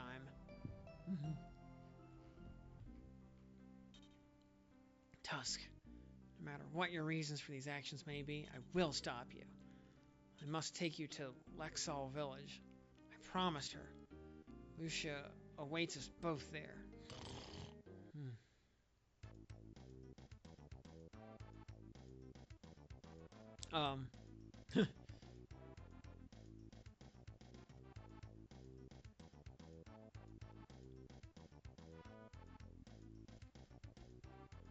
Okay, now that road's open.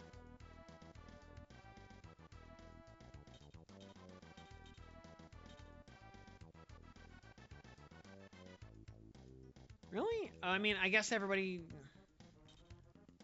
I guess everybody's just done with those or something? I don't know.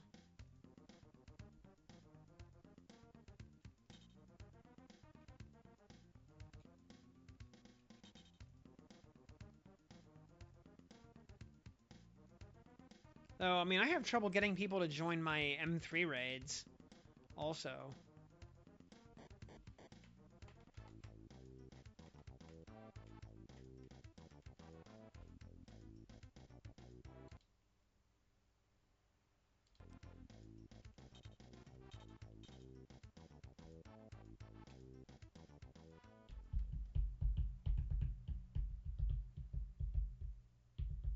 Although I've also had a lot of book raids actually stall out at low health because I get like 3 people one-pawning, and 2 people just get their 5 million blue chest points and go AFK.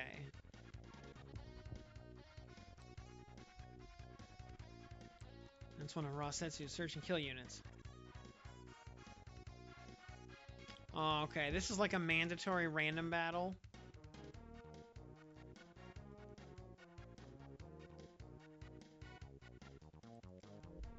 And very close starting quarters.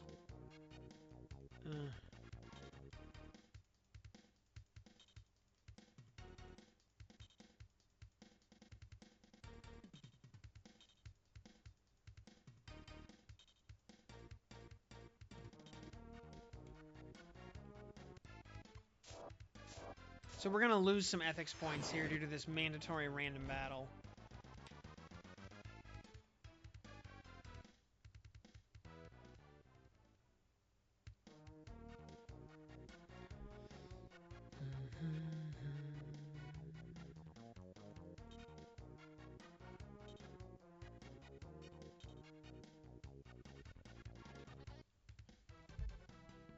Sheep followers. No thanks.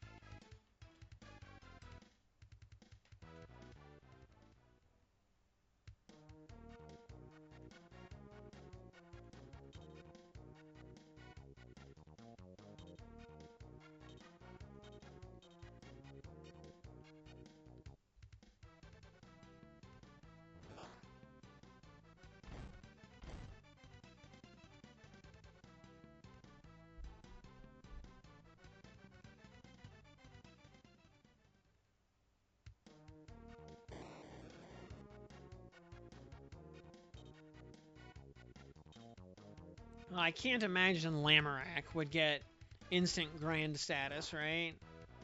Probably not. I mean, stranger things have happened.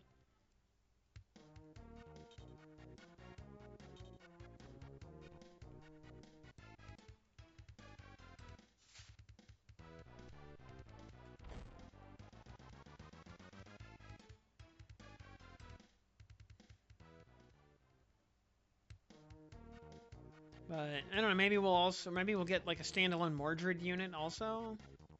Maybe, I don't know.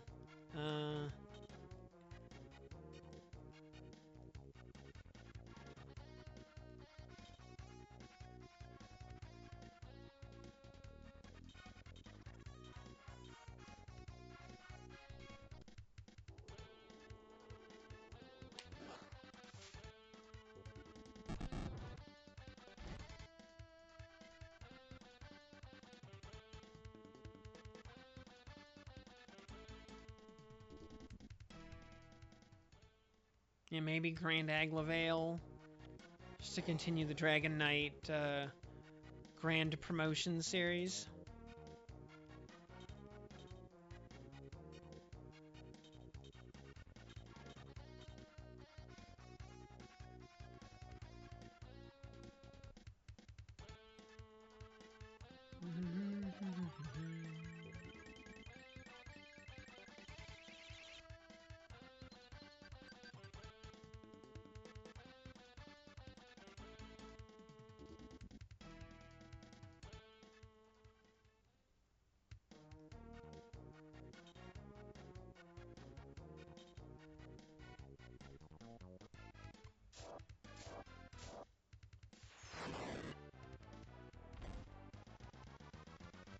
Eight hull damage, oh no.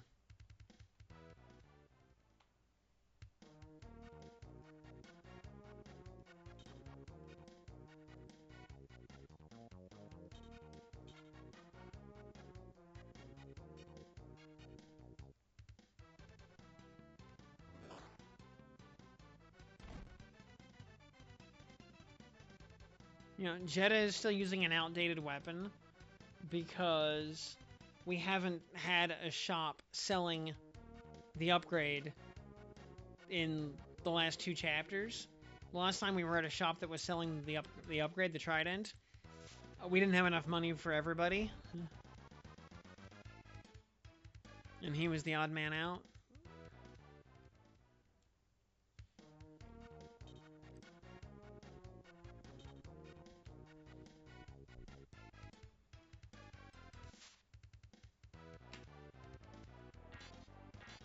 Nice. Good time for a block.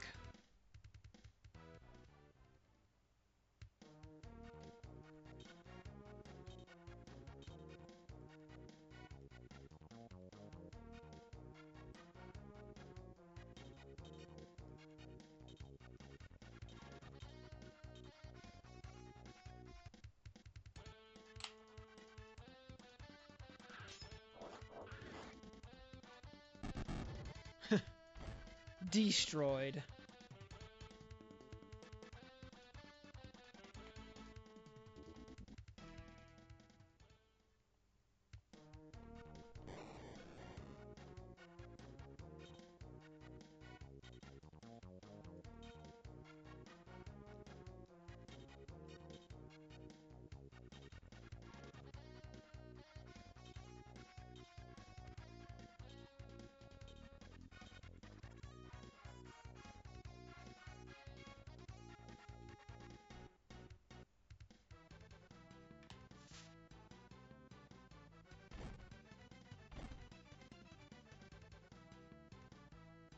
Nice.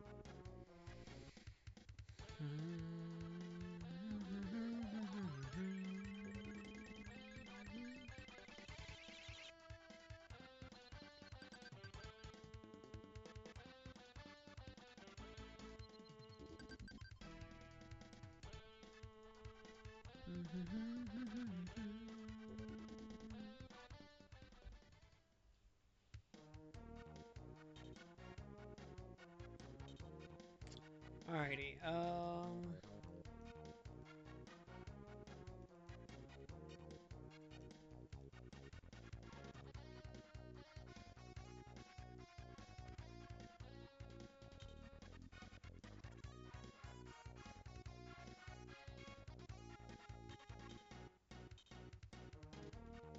You will let Jeddah just delete this idiot.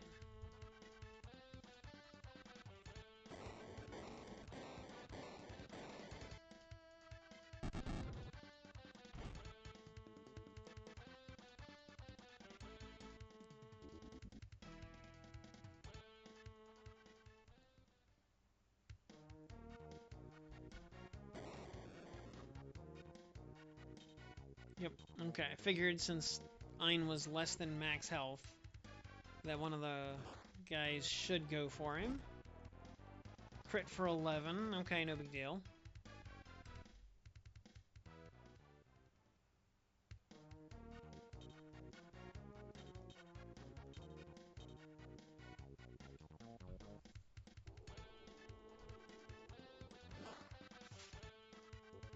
Bonk.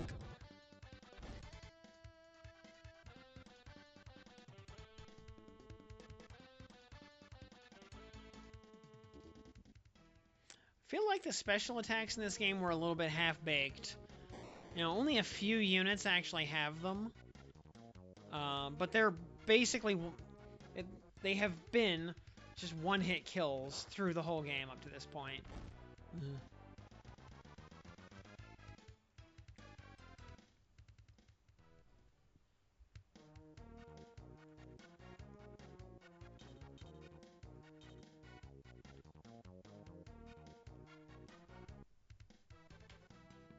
Yeah.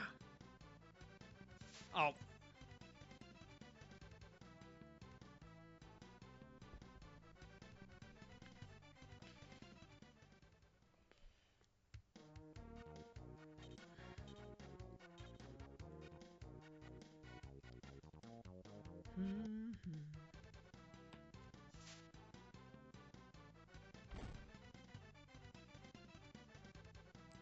With the only exception being Dora's special that inflicts paralysis.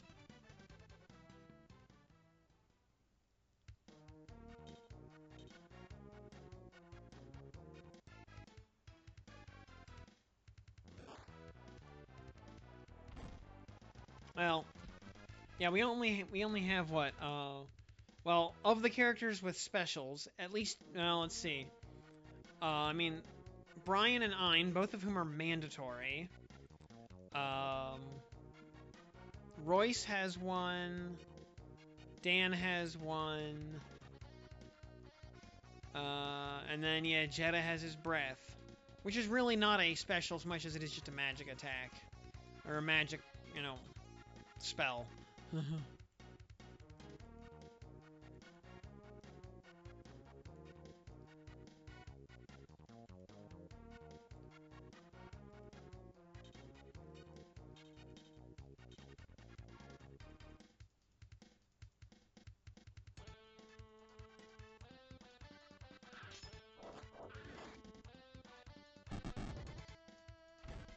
See, like 71 damage. Like, that would have one-shotted a far stronger enemy than that. It's a huge damage multiplier. Granted, characters only get to do it, like, once per battle early on. And they have to level up a bit before they can do it twice. But now we're at the point where they can do it 3 times. And the battle will simply be over before you use your specials 3 times.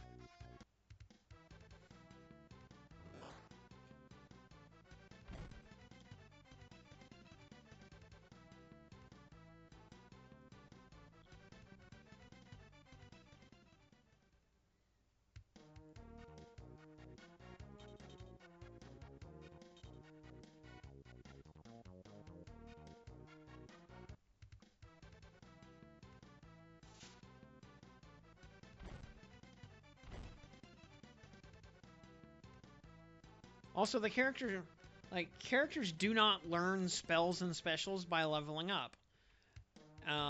They have their whole ability list right out of the gate, and it just is what it is.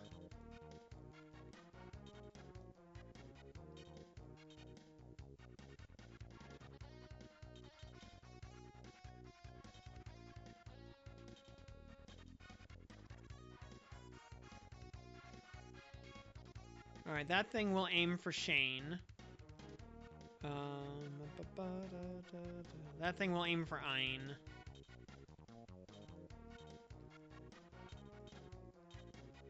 We'll just mega overkill it.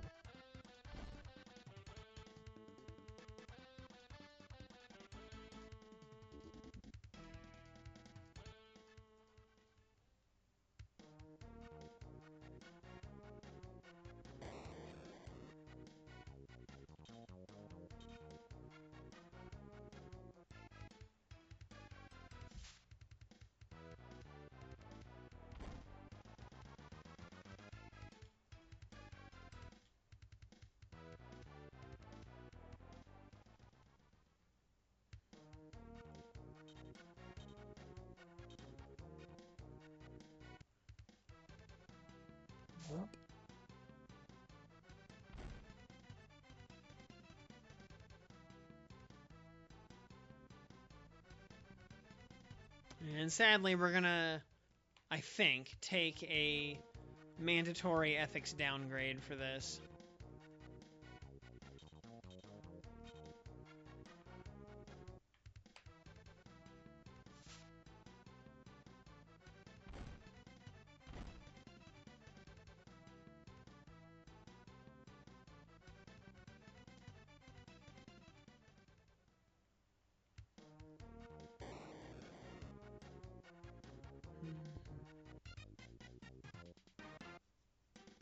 Battle is over. You annihilated the enemy. Well, I didn't have any choice. It was a mandatory genocide. Oh!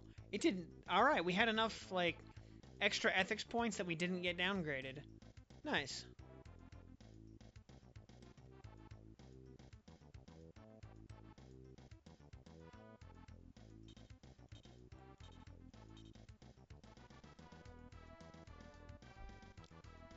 Yeah, we have, we've only gotten 2 ranged attackers. Well, excuse me. Well, 2 archers. We have a lot of lance and spear users, and right now the trident spear happens to be the best weapon they have available. And that we got those like 3 chapters ago.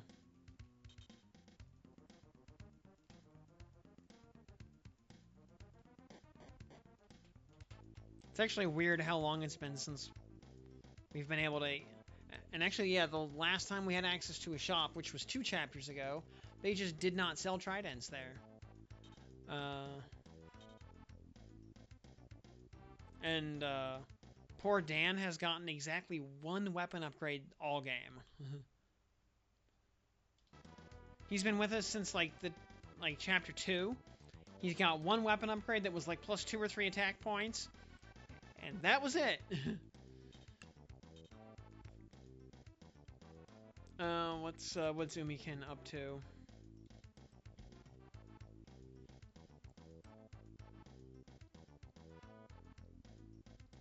Oh, the timeline.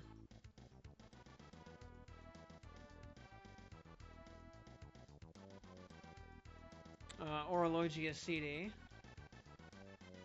with pretty cool skin actually.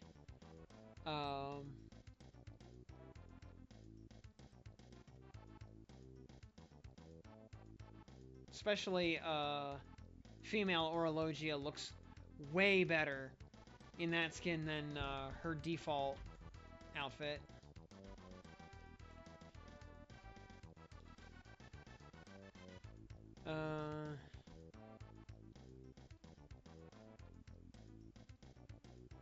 Dead Barrage on 10-7. Light favored. Okay, that's handy at least. Yes. And then the actual finale of like the first saga of the main story is 10-22 with the Grand Blue 2 Electric Boogaloo starting in December. Party screen redesign. Oh, nice. Okay. Character rebalance in October. Okay. Really? Kane, Christmas Babu, and Valentine Sandy? Really? Like, Sandy especially is pretty good. I wouldn't have said that he needed a buff, but alright. And then, I guess, probably like a couple days after the main quest update, we get the Versusia raid.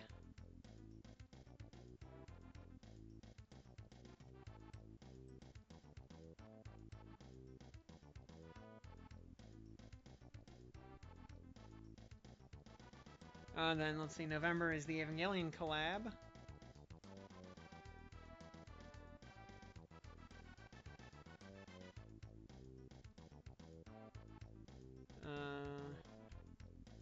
Six and Nahon have their CD.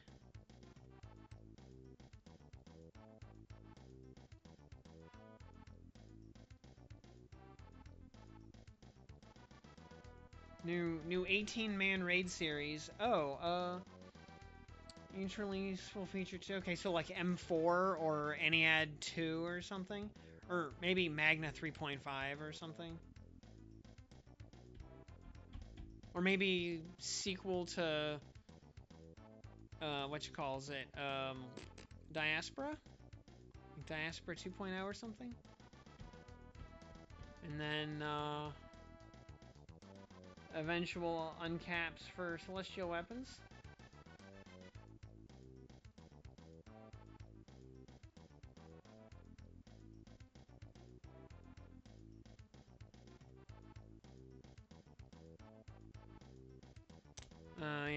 auto matching for co-op raid rooms.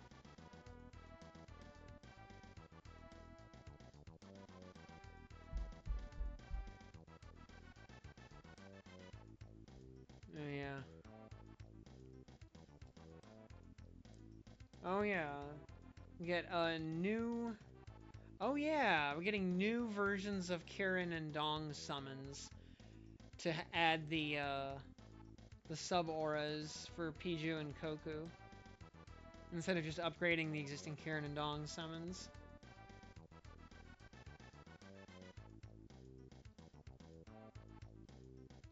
Oh yeah, hype buff.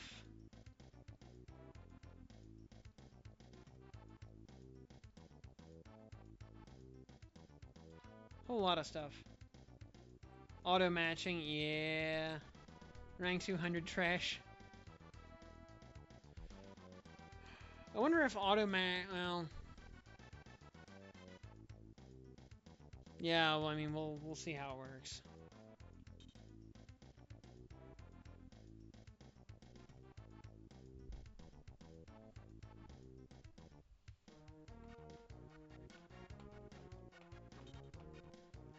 Let me make sure I understand the sequence of events. First, we must place napalm charges at the main gate to the Empire-controlled territory. Then the laser cannon crew will train its weapon on the napalm emplacements and fire. If everything in Operation Maginot Mirage works according to plan, the combined forces of napalm blasts and laser cannon shots will destroy the gate.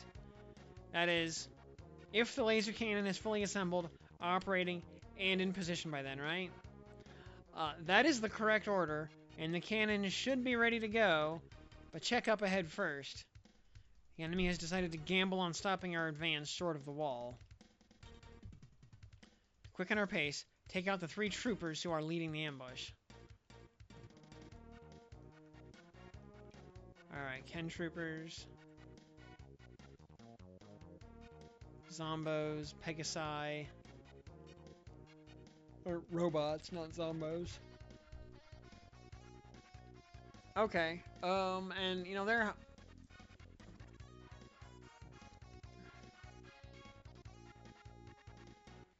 Oh, so you get it. Their name is Ken because the Latin, or Greek, I'm not sure which.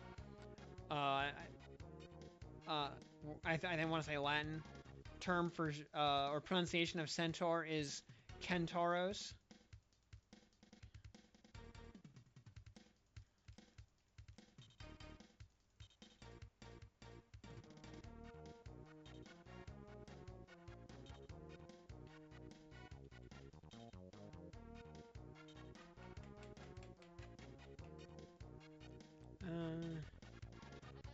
We're gonna need to delete this Pegasus Knight, I think. Just for safety's sake.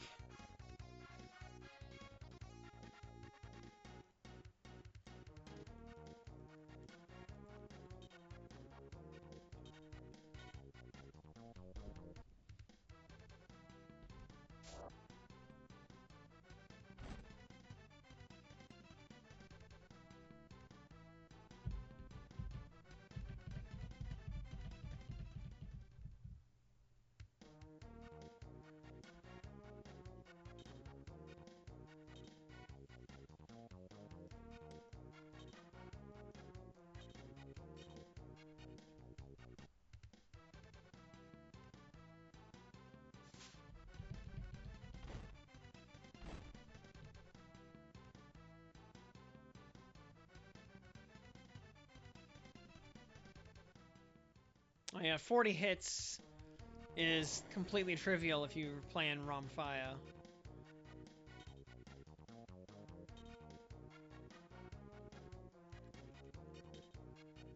You know, since Origin Fighter basically has built-in fronting, I really wonder if Origin Lancer will have built-in Romfaya. I think odds are honestly pretty okay, pretty good.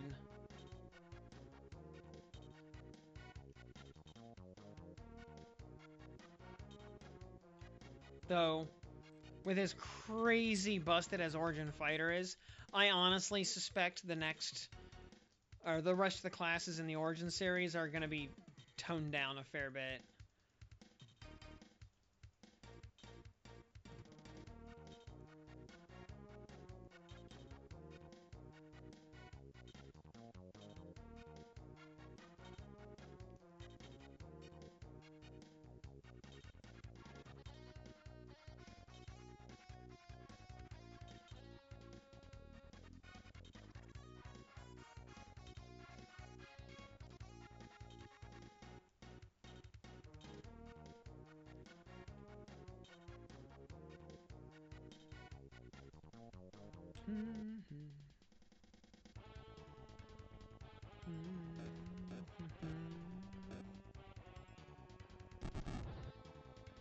Oh, that is true. Yeah, Blazing Mistral or Reshkigal as the built-in feature. Yeah, that would. Oh shit. We might be resetting here. Nope. Okay. Fortunately, Arya is the thicker of the two healers.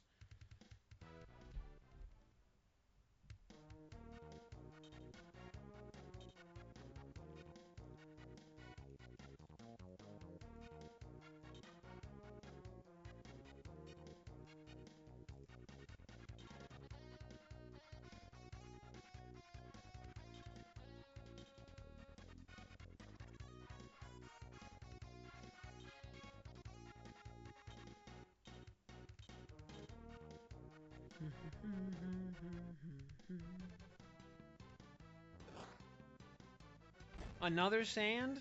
Very nice. I could not tell you when my last sand drop was. It's been way too long.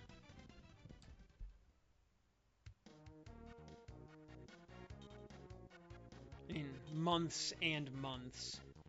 Not years, like it's been for gold bricks, but still terrible.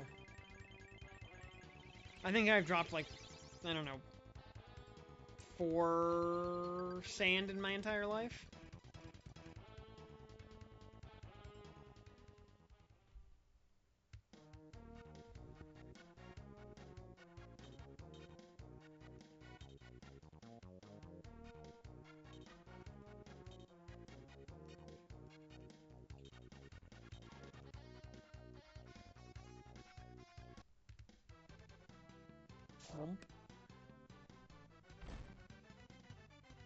Oh, come on. lived on one, really?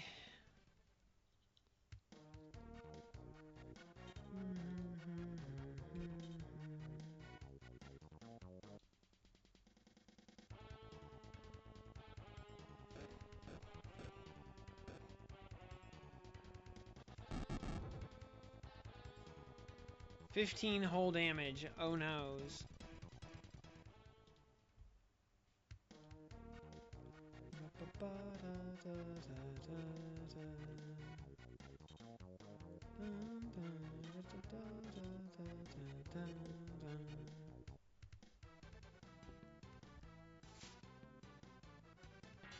Oh, come on. Dodge, defense, normal attack supplement, and stacking skill supplement. Nice.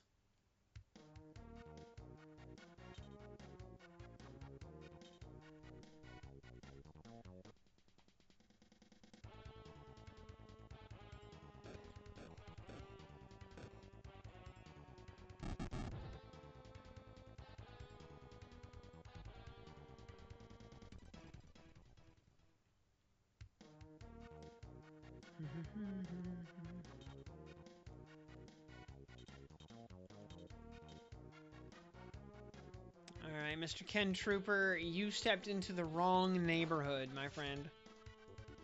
Bonk.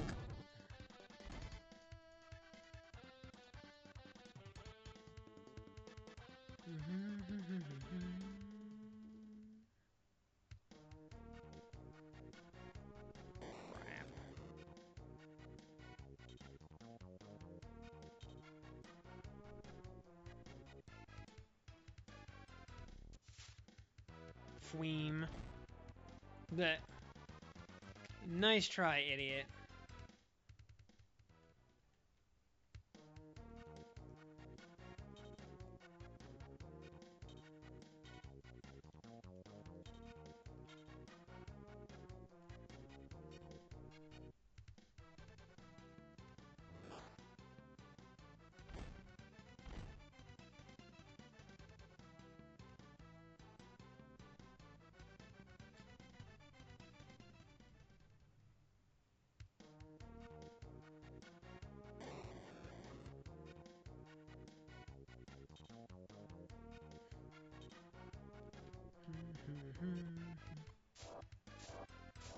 Get your little hit in there. Your last action before I win the battle.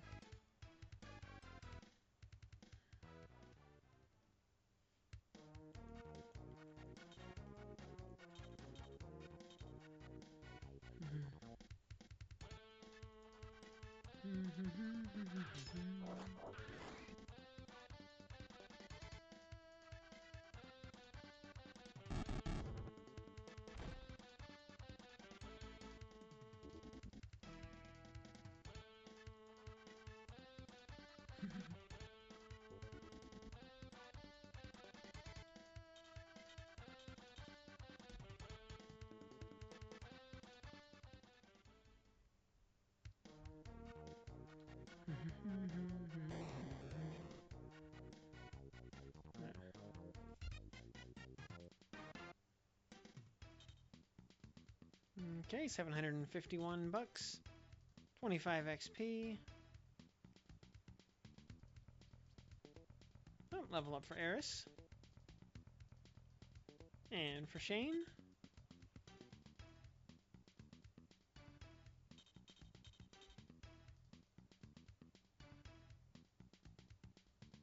And Connolly, sure, why not? Yeah, and our emblem is still maxed out, so no worries there.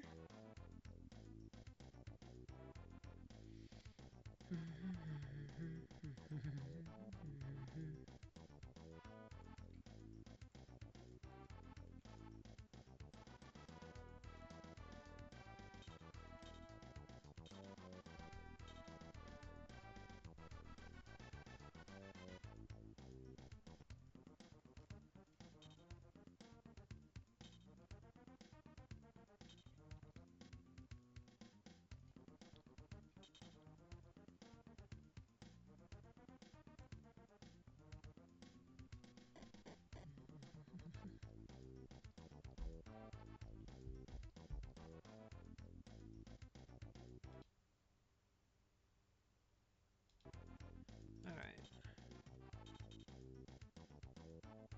Eve Point.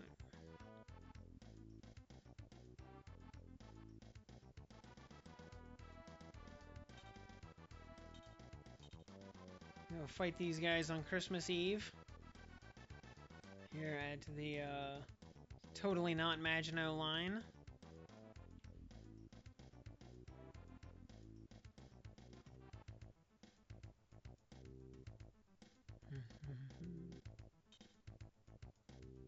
Commodore Rosetsu. I believe this region is under my supervision, is it not?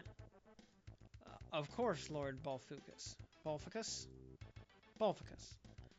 Your basic point is indisputable. I am only a warrior, though.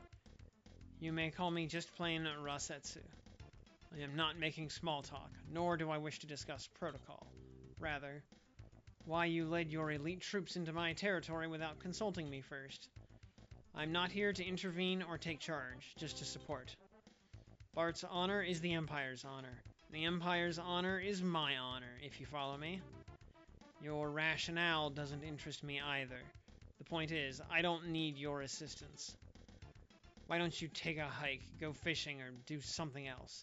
I don't want your help. Get it? I will respect your wishes.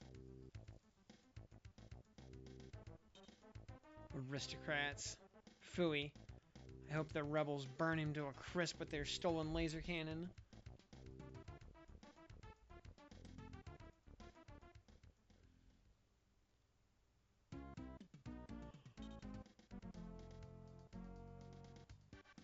Alright, let's get ready to set the napalm charges in position near the gate. Yes, that's our job right now. To prepare the target for the laser cannon bombardment. Hurry, Ein. Approach the gate and set the napalm charges.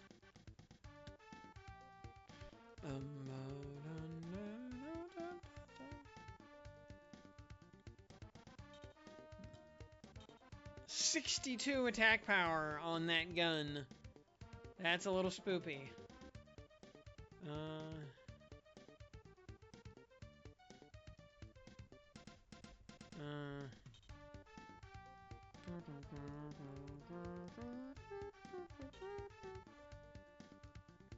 Alright,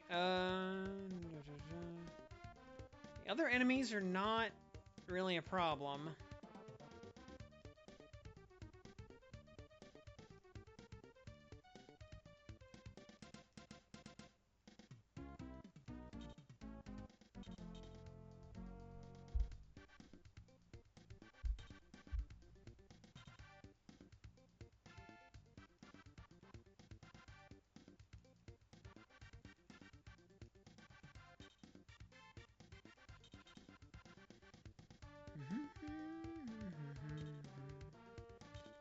This will probably be another, move the flyers up to the target while the ground units, draw the enemy fire.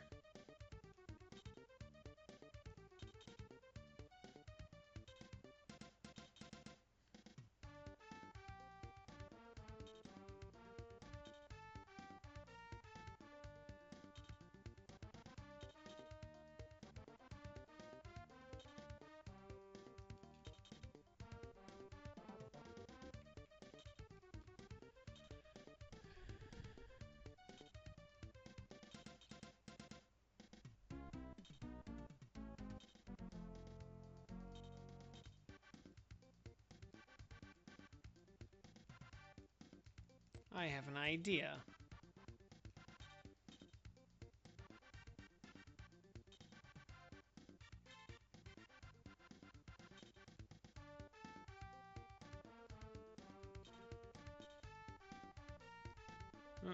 What you got for me here?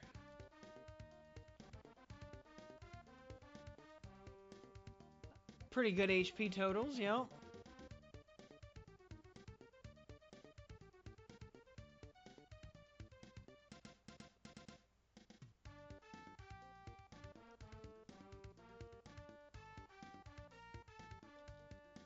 And a nice stack of buffs, too.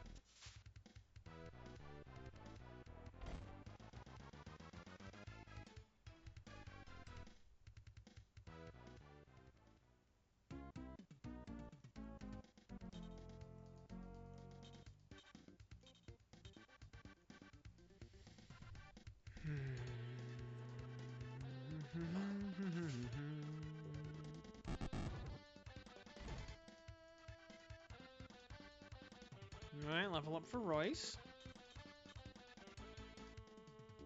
Respectable level there.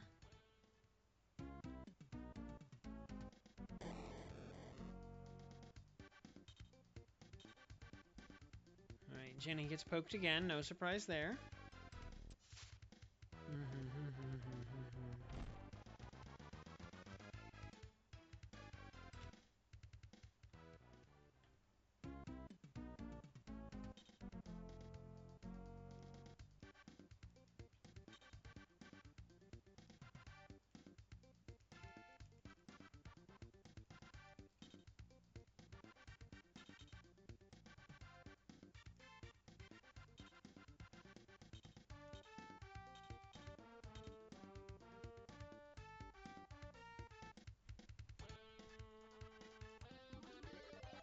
I really want some of those guns up top to take their turns.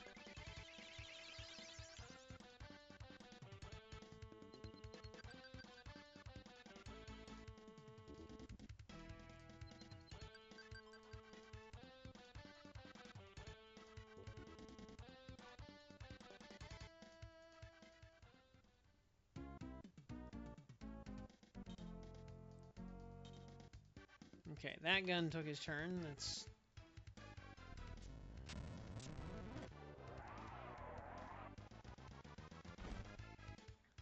Ow!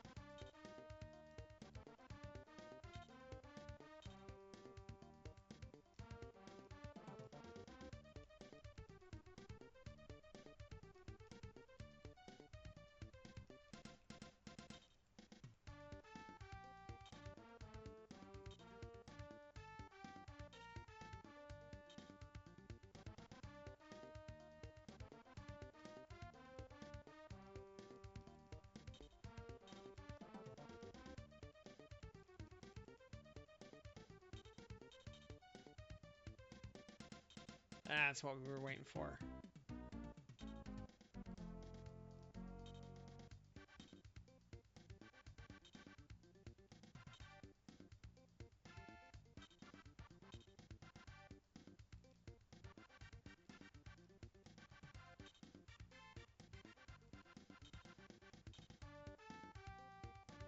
That didn't end the battle?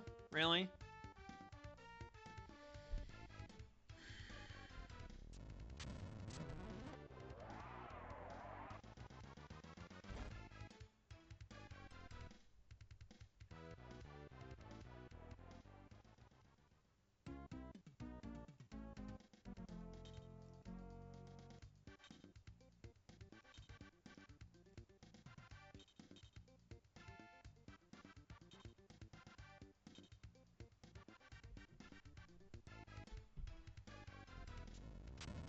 That's probably going to kill Eris instantly. Yeah. Alright, now obviously we're going to end up resetting this, but I want to see... I'm going to just... like, what we actually have to do to trigger the victory condition.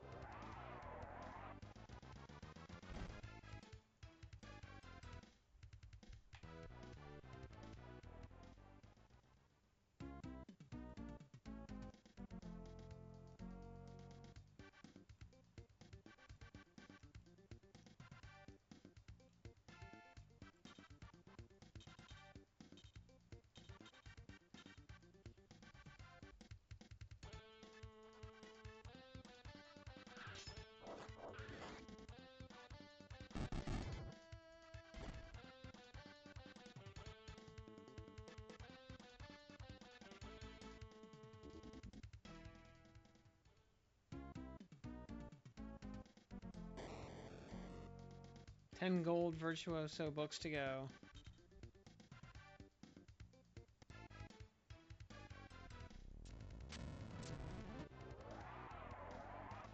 So only about 20 to 30 raids that you need to do.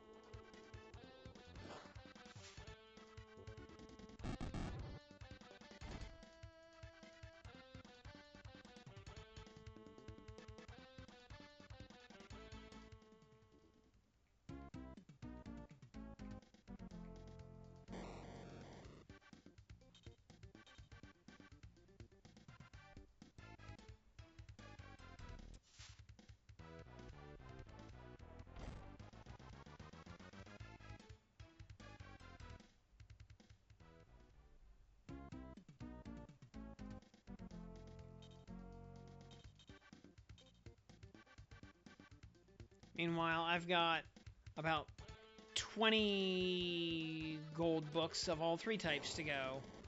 And several dozen gold M3 animas as well.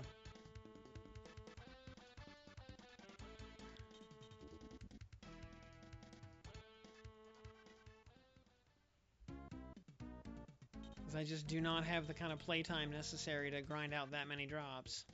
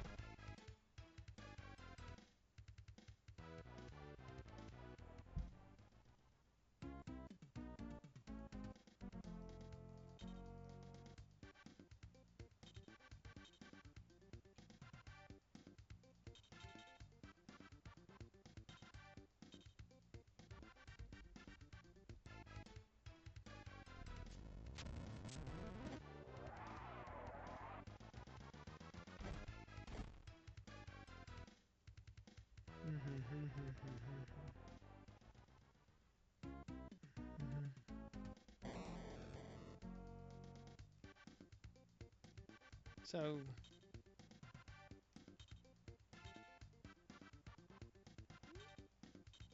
maybe we do actually have to just kill everything in this fight.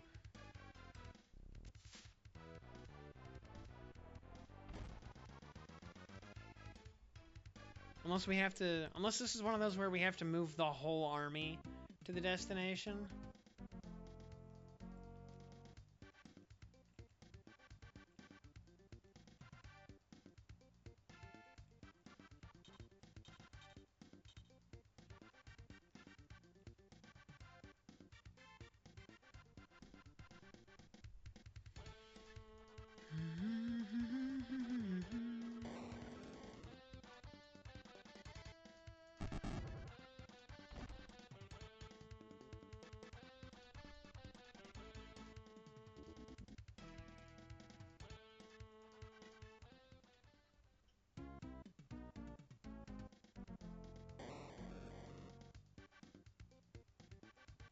Since the enemies are robots, we might just be allowed to kill all of them anyway. Oh, I don't have enough MP.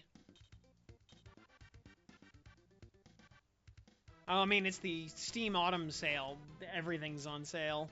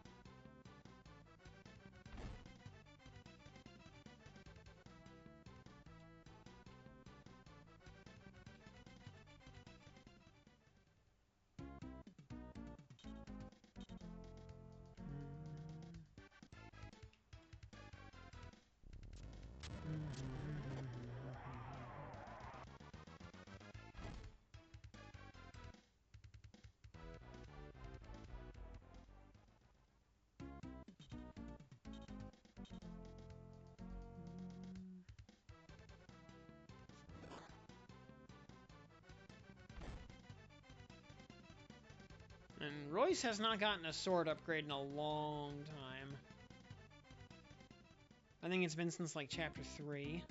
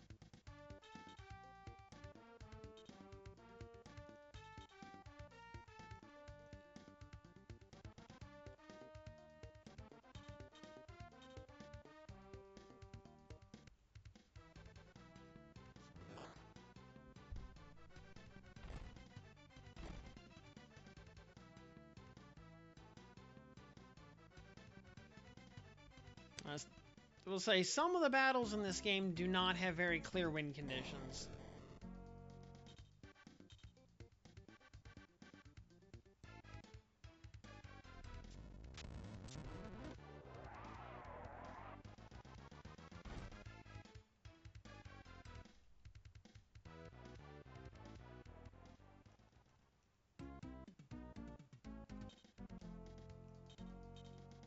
Oh, if Ein gets up there, okay,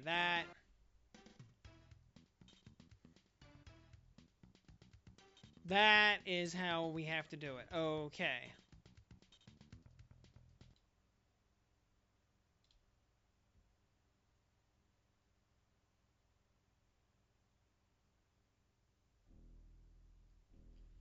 So, alright. We need to have Ein specifically get up to the doorstep. Alright, we can do that.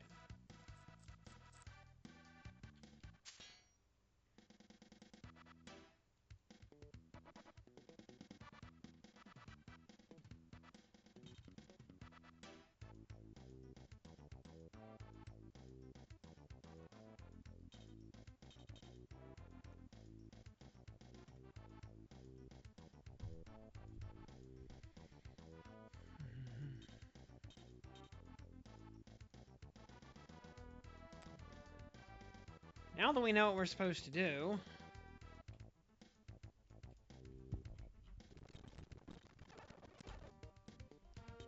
Alright.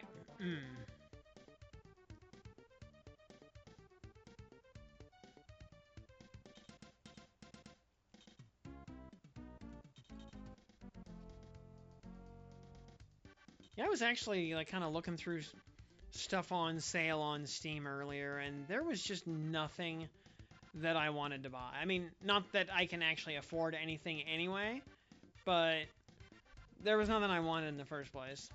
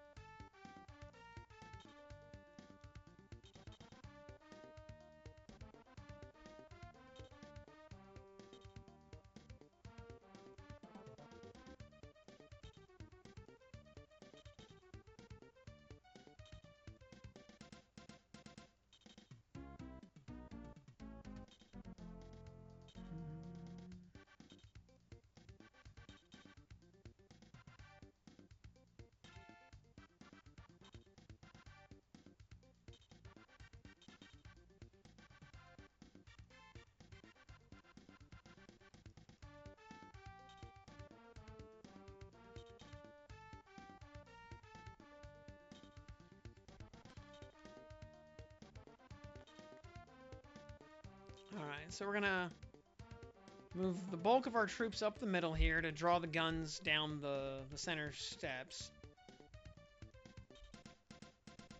But it is, in fact, a ruse.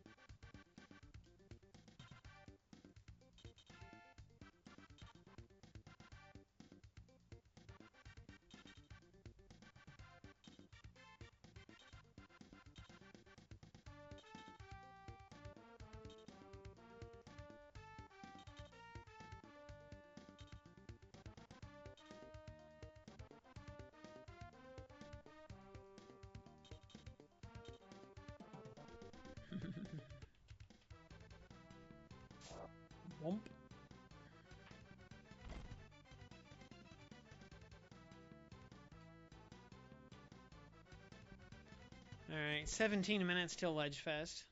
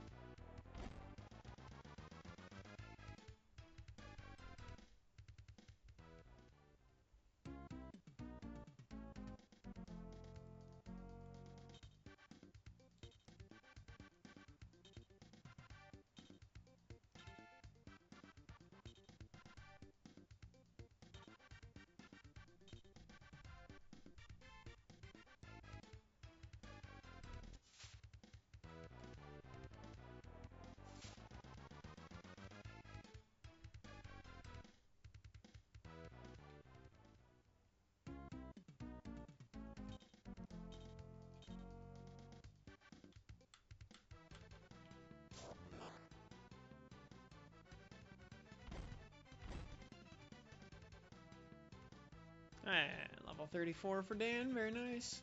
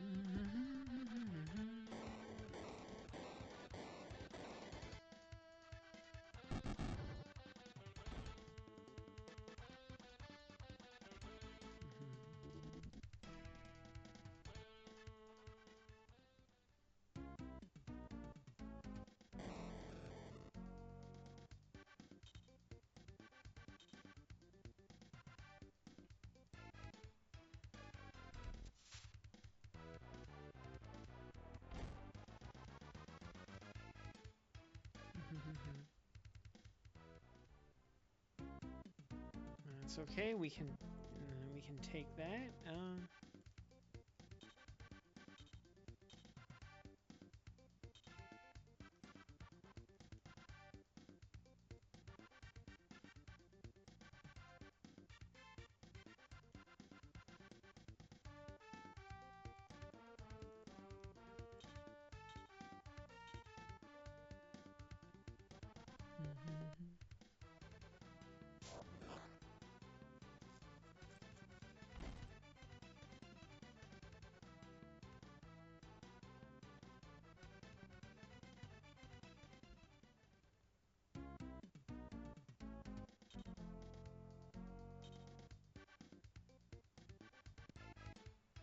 Okay, then, yep. That was entirely intentional, by the way. I left Shane right where he was so he could get shot this one time. And then he'll retreat.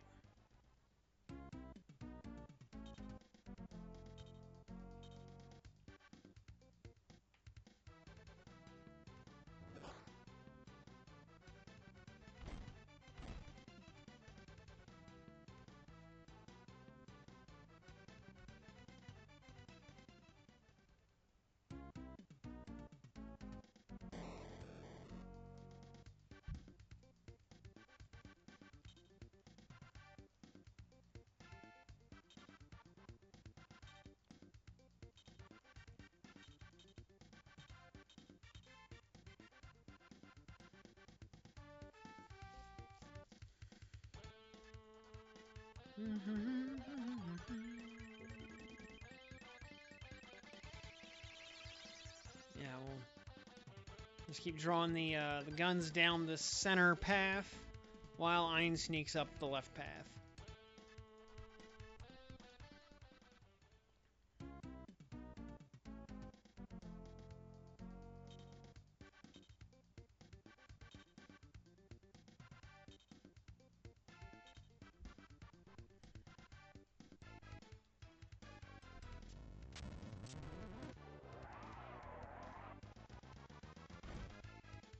$12 damage, no big deal. Dan, the lizard man with the plan, can just soak that damage, no big deal. I do want to retreat Jenny just a little bit, though. Yeah, Moranius can easily soak this, even from the big gun. Haha! Or he can just dodge it. Nice. Good time for that dodge right there. Okay, all the guns have now gone. So now Ein takes his turn.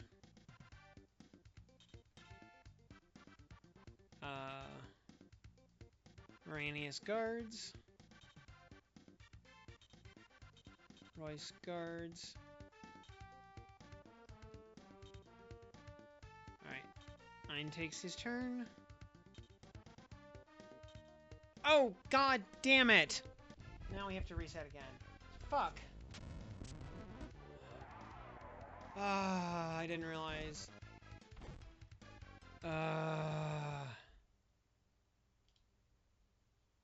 Fuck. Didn't realize Eris was that close to the front. And that the enemies would actually prioritize her like that.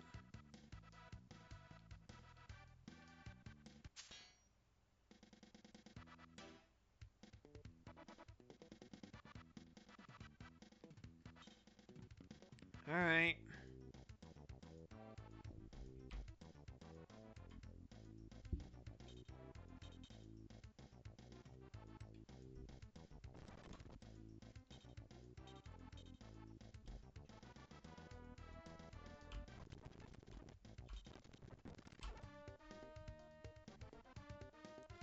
Alright. Take 3.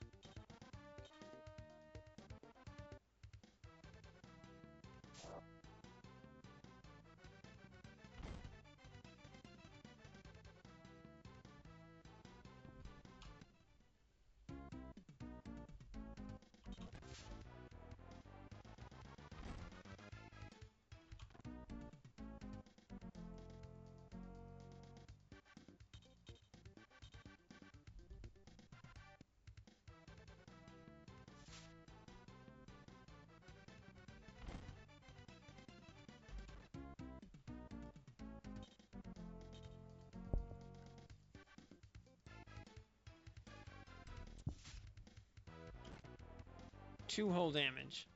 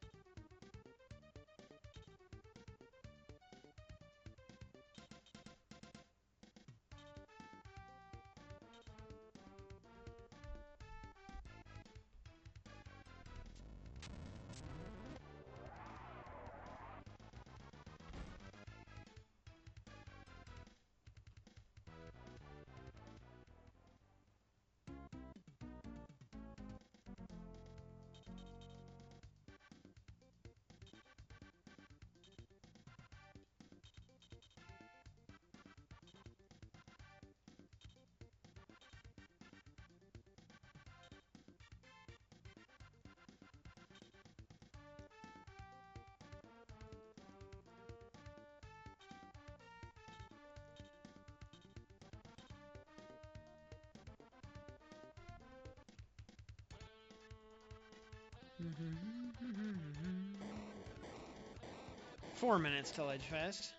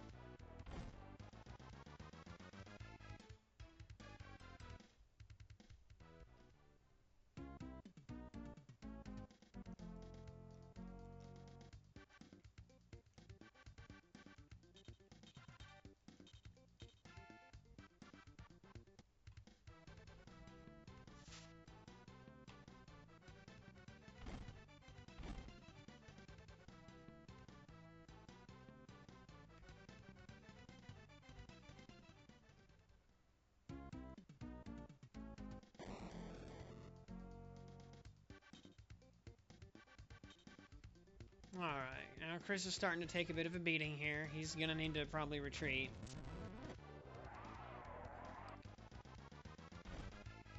Oh, yeah, he needs to retreat right now. Or he is very cooked.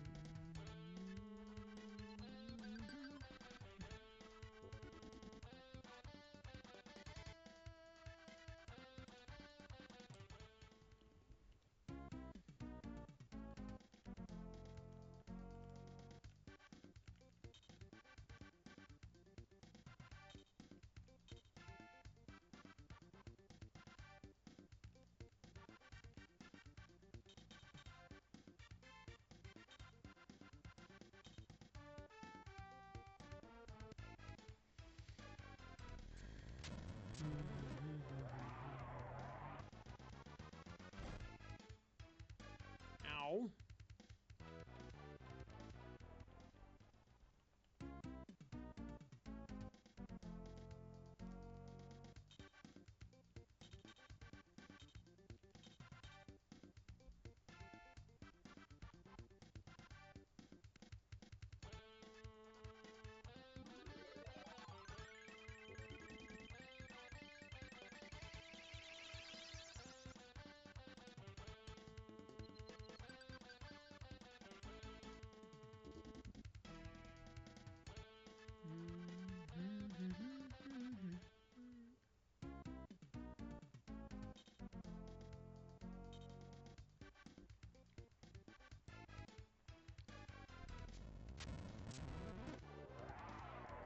we've got them right where we want them.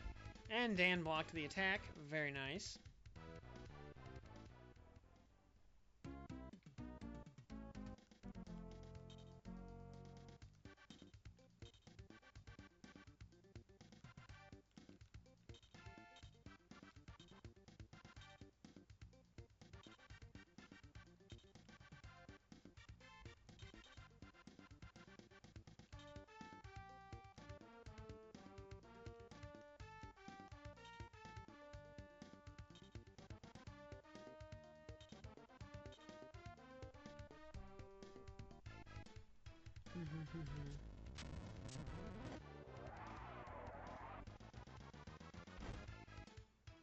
Another 26 damage for Jenny. Ugh. That's fine. She can back up a few spaces.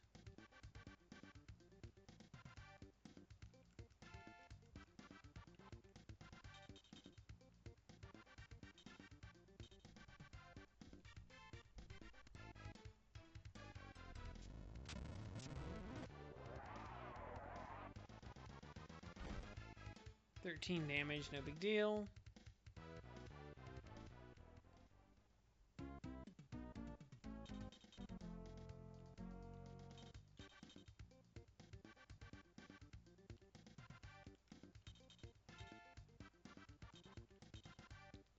And Ledgefest. Let's see. What do we got here?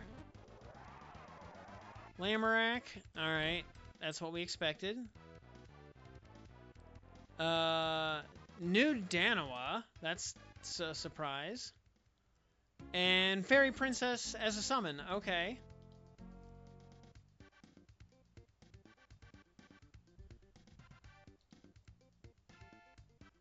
Which, honestly, is what we should have expected.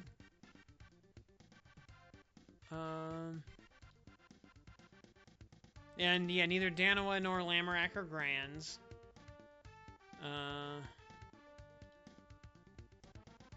And Fairy Princess is the Tetragod summon for light, so no surprises there, other than like Danawa out of nowhere. Honest Dark.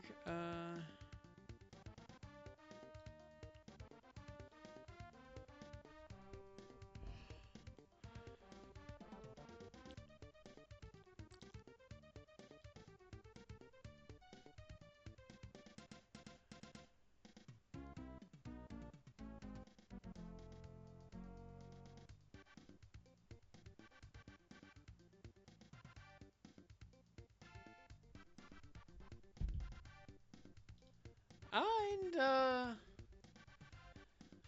you know, I mean, Danawa seems like a pretty okay,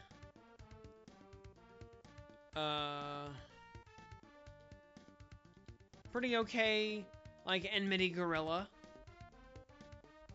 For being a non-grand character, not bad.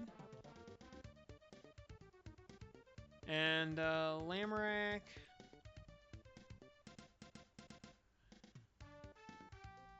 Yep, crest user.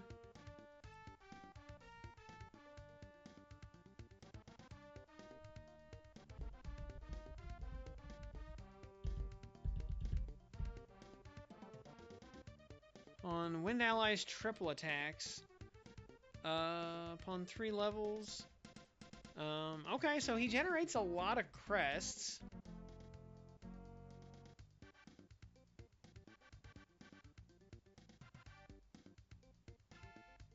But I mean, otherwise, I mean, he's a crest user. So kind of a filler banner.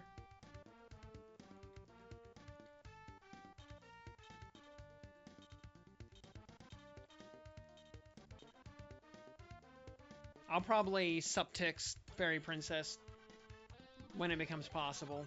I'm not gonna roll for it when I have, you know, no rolls to use anyway.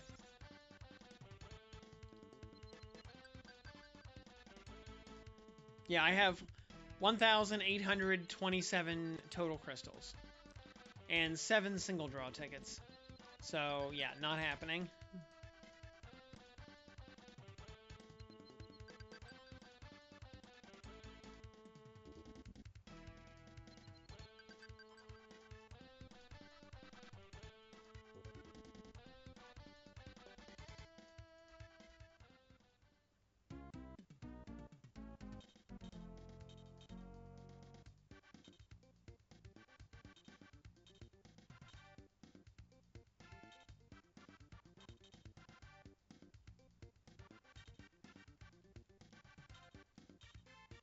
There we go.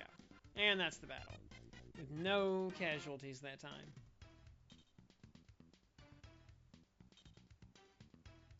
$50 XP for everybody, nice.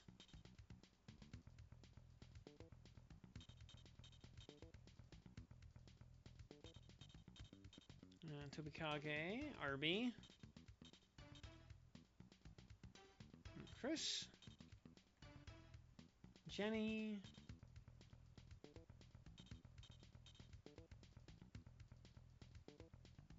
Yes, Asamo's Cal, Ray. Yeah, Danawa seems, yeah, like I said, especially for a ticketable character, a pretty solid, yeah, enmity gorilla, and yeah, some good scaling there with multi-strike characters.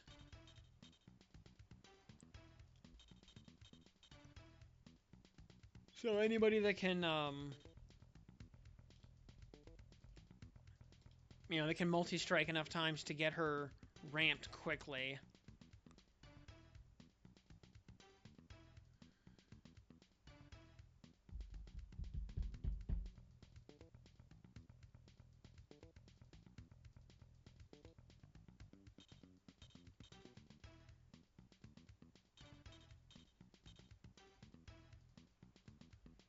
You know, also, I'm thinking Danawa maybe in the context of, especially in Dark, Shieldsworn using the umbrella gun from what's her name?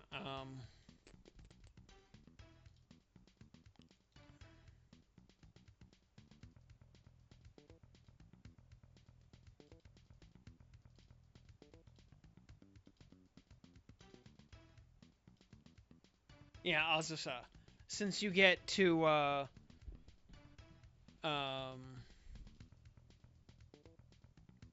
yeah,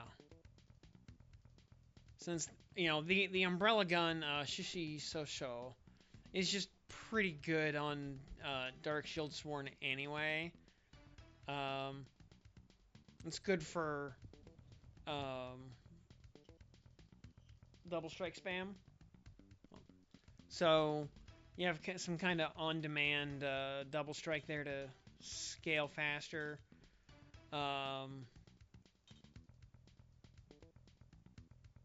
Ilsa's there also to double strike turn 1.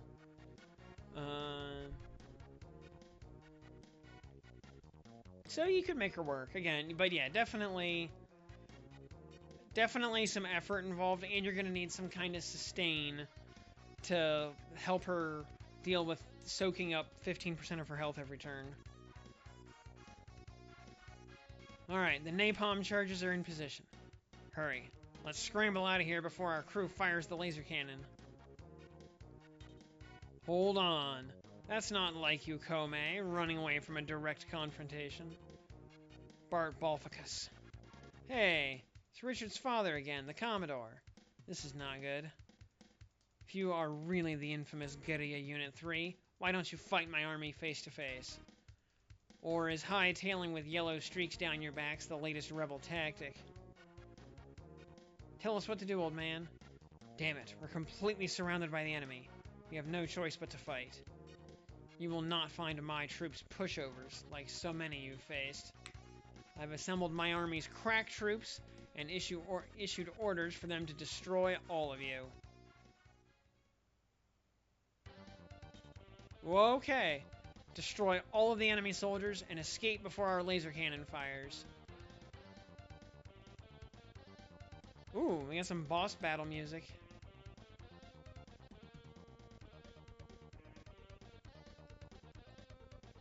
Oval Kriegs. Alright, those are very low tier enemies. They're no big deal. Ken Troopers are no longer a big deal. The Grand Ramido, we can deal with that. This should be a very trivial battle. I'm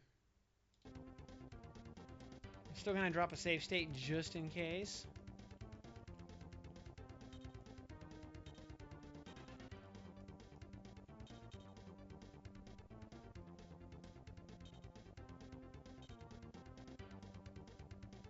Alright, the Oval Kriegs are going down, up the side.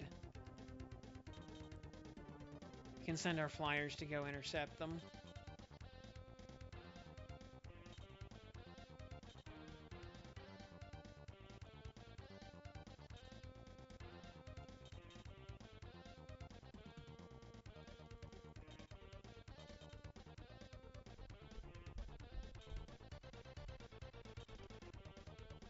Alright, that guy's trying to get away in that direction.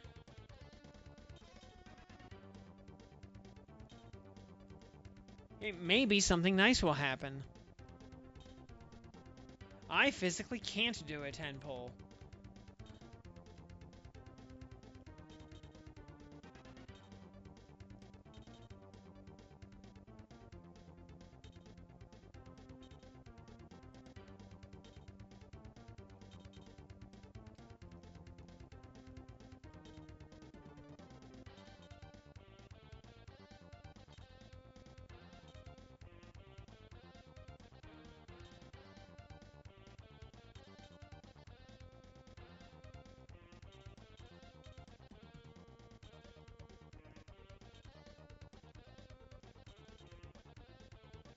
You're at 515. Yeah, you can afford a few.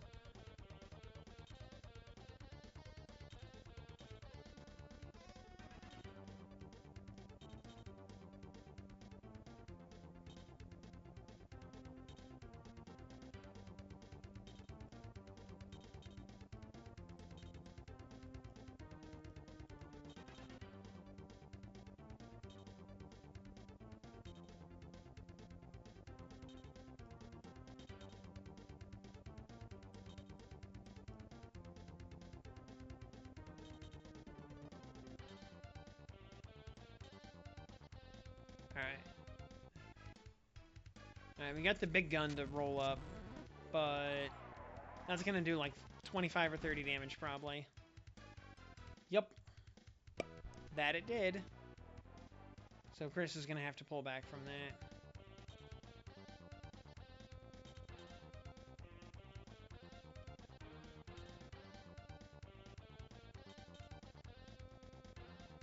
Golden gun will come up for Ein. Yep. We'll probably do the same 30 damage-ish. Ah, Ein dodged. Nice. That was a good time to pull a dodge.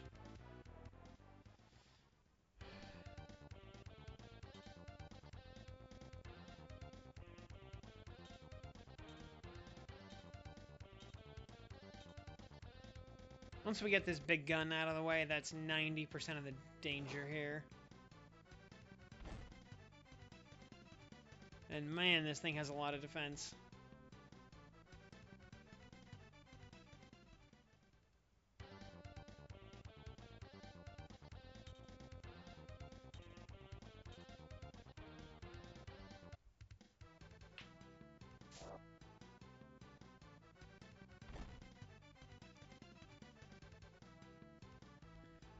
That gun actually has a lot of lightning resistance, unlike the normal robots. I think it has lightning resistance too. Though, the lightning breath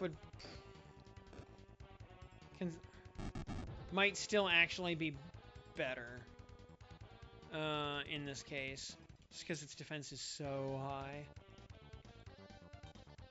And it's got lightning resistance 1, so yeah.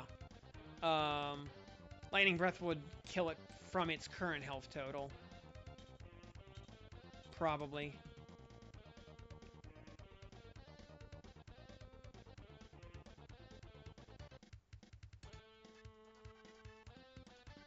Yeah, wouldn't one-shot it. Also, lightning breath maxes out at 60 damage, and the thing has 64 hit points.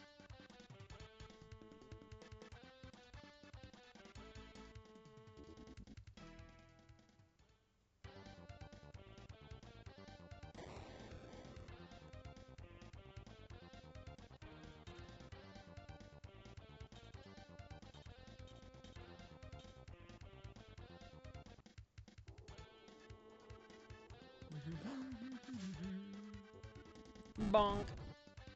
We can also just kick it. That works too.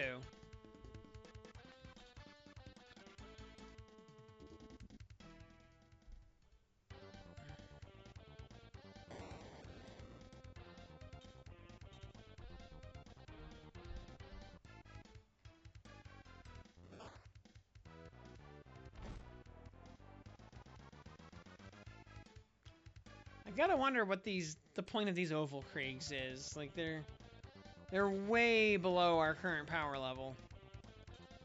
And like it's not even close.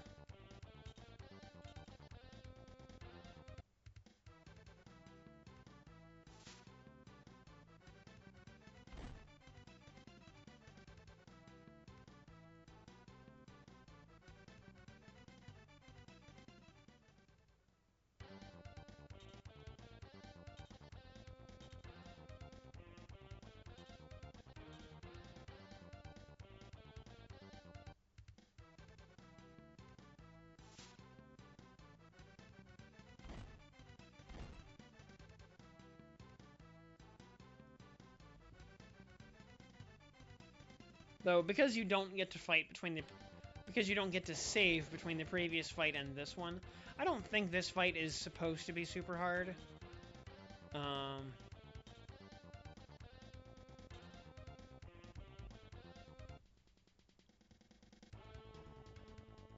It's just a little follow-up to or it's the second half of the previous fight, basically. Ow. Dickwad. Beating up my Jenny like that.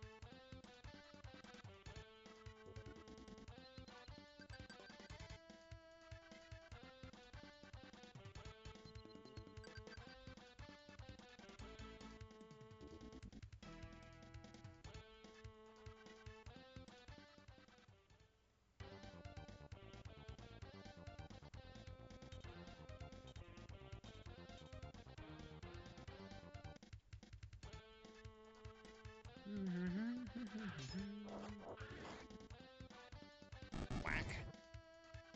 Nope, get out of here, Stalker.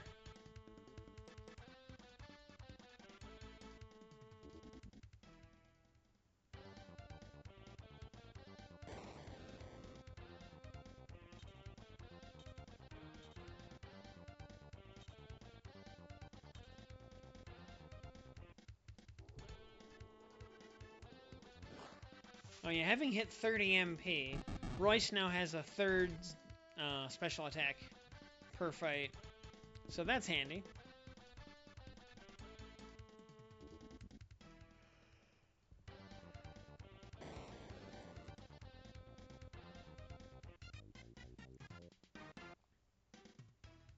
Mission accomplished. More money that we may or may not ever be able to spend.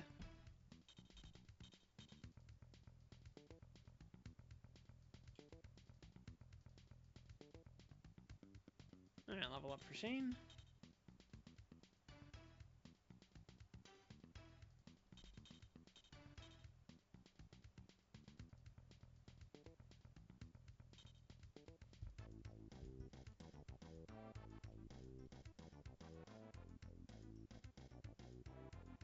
Fweem.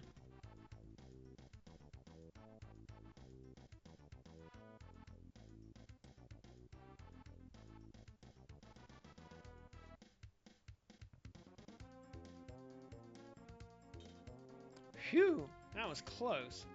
We were just seconds away from being fried into crispy critters. Damn, that laser cannon scares me more than the Commodore's troops. All that big talk. Hell, they were nothing. The question is, did we destroy the gate? I don't imagine anything could have withstood that huge explosion we just witnessed. And half the damn mountain came roaring down and is now blocking the path to the gate. Maybe we used too much napalm because now we can't see if we destroyed the gate or not. Well, maybe the crew that fired the laser cannon could tell from their perch on the hill. We'll just have to wait until... Hey, here comes someone now.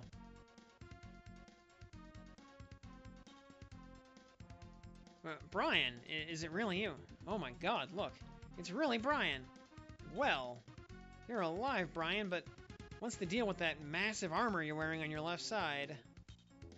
Sorry it took me so long to get back, Hein. How's everyone been? Wait a minute, Brian. Did you fire the laser cannon? But how? How? Listen, I'll tell you everything later. Right now, you need to know that we did not destroy the gate. The magenta wall is intact, even after a laser cannon blast and those extra explosive charges. What? Not even a dent? Look, that big gate has been constructed from some unknown, super durable substance. Cobalt. Damn you to hell. Yeah, the High Command will need to formulate a new plan for conquering Luxadol. Brian, Hi, Royce. It's really nice seeing you again, finally. We'll get together later, and I'll show you what this new robot arm can really do. And I'll explain everything. For now, I'm fine. Just know that your dad and I will likely meet again. I realize that.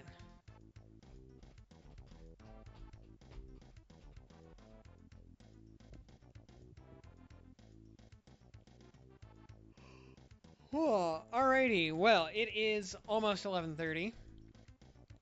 So let's drop a save.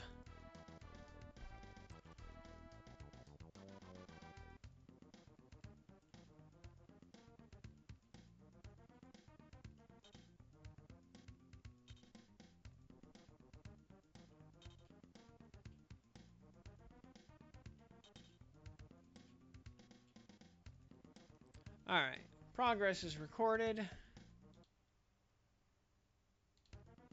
Save state is saved.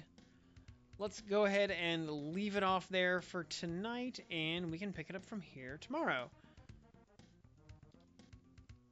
So, thanks for tuning in, everybody. My name is Tim. I will see you back again tomorrow. Good night.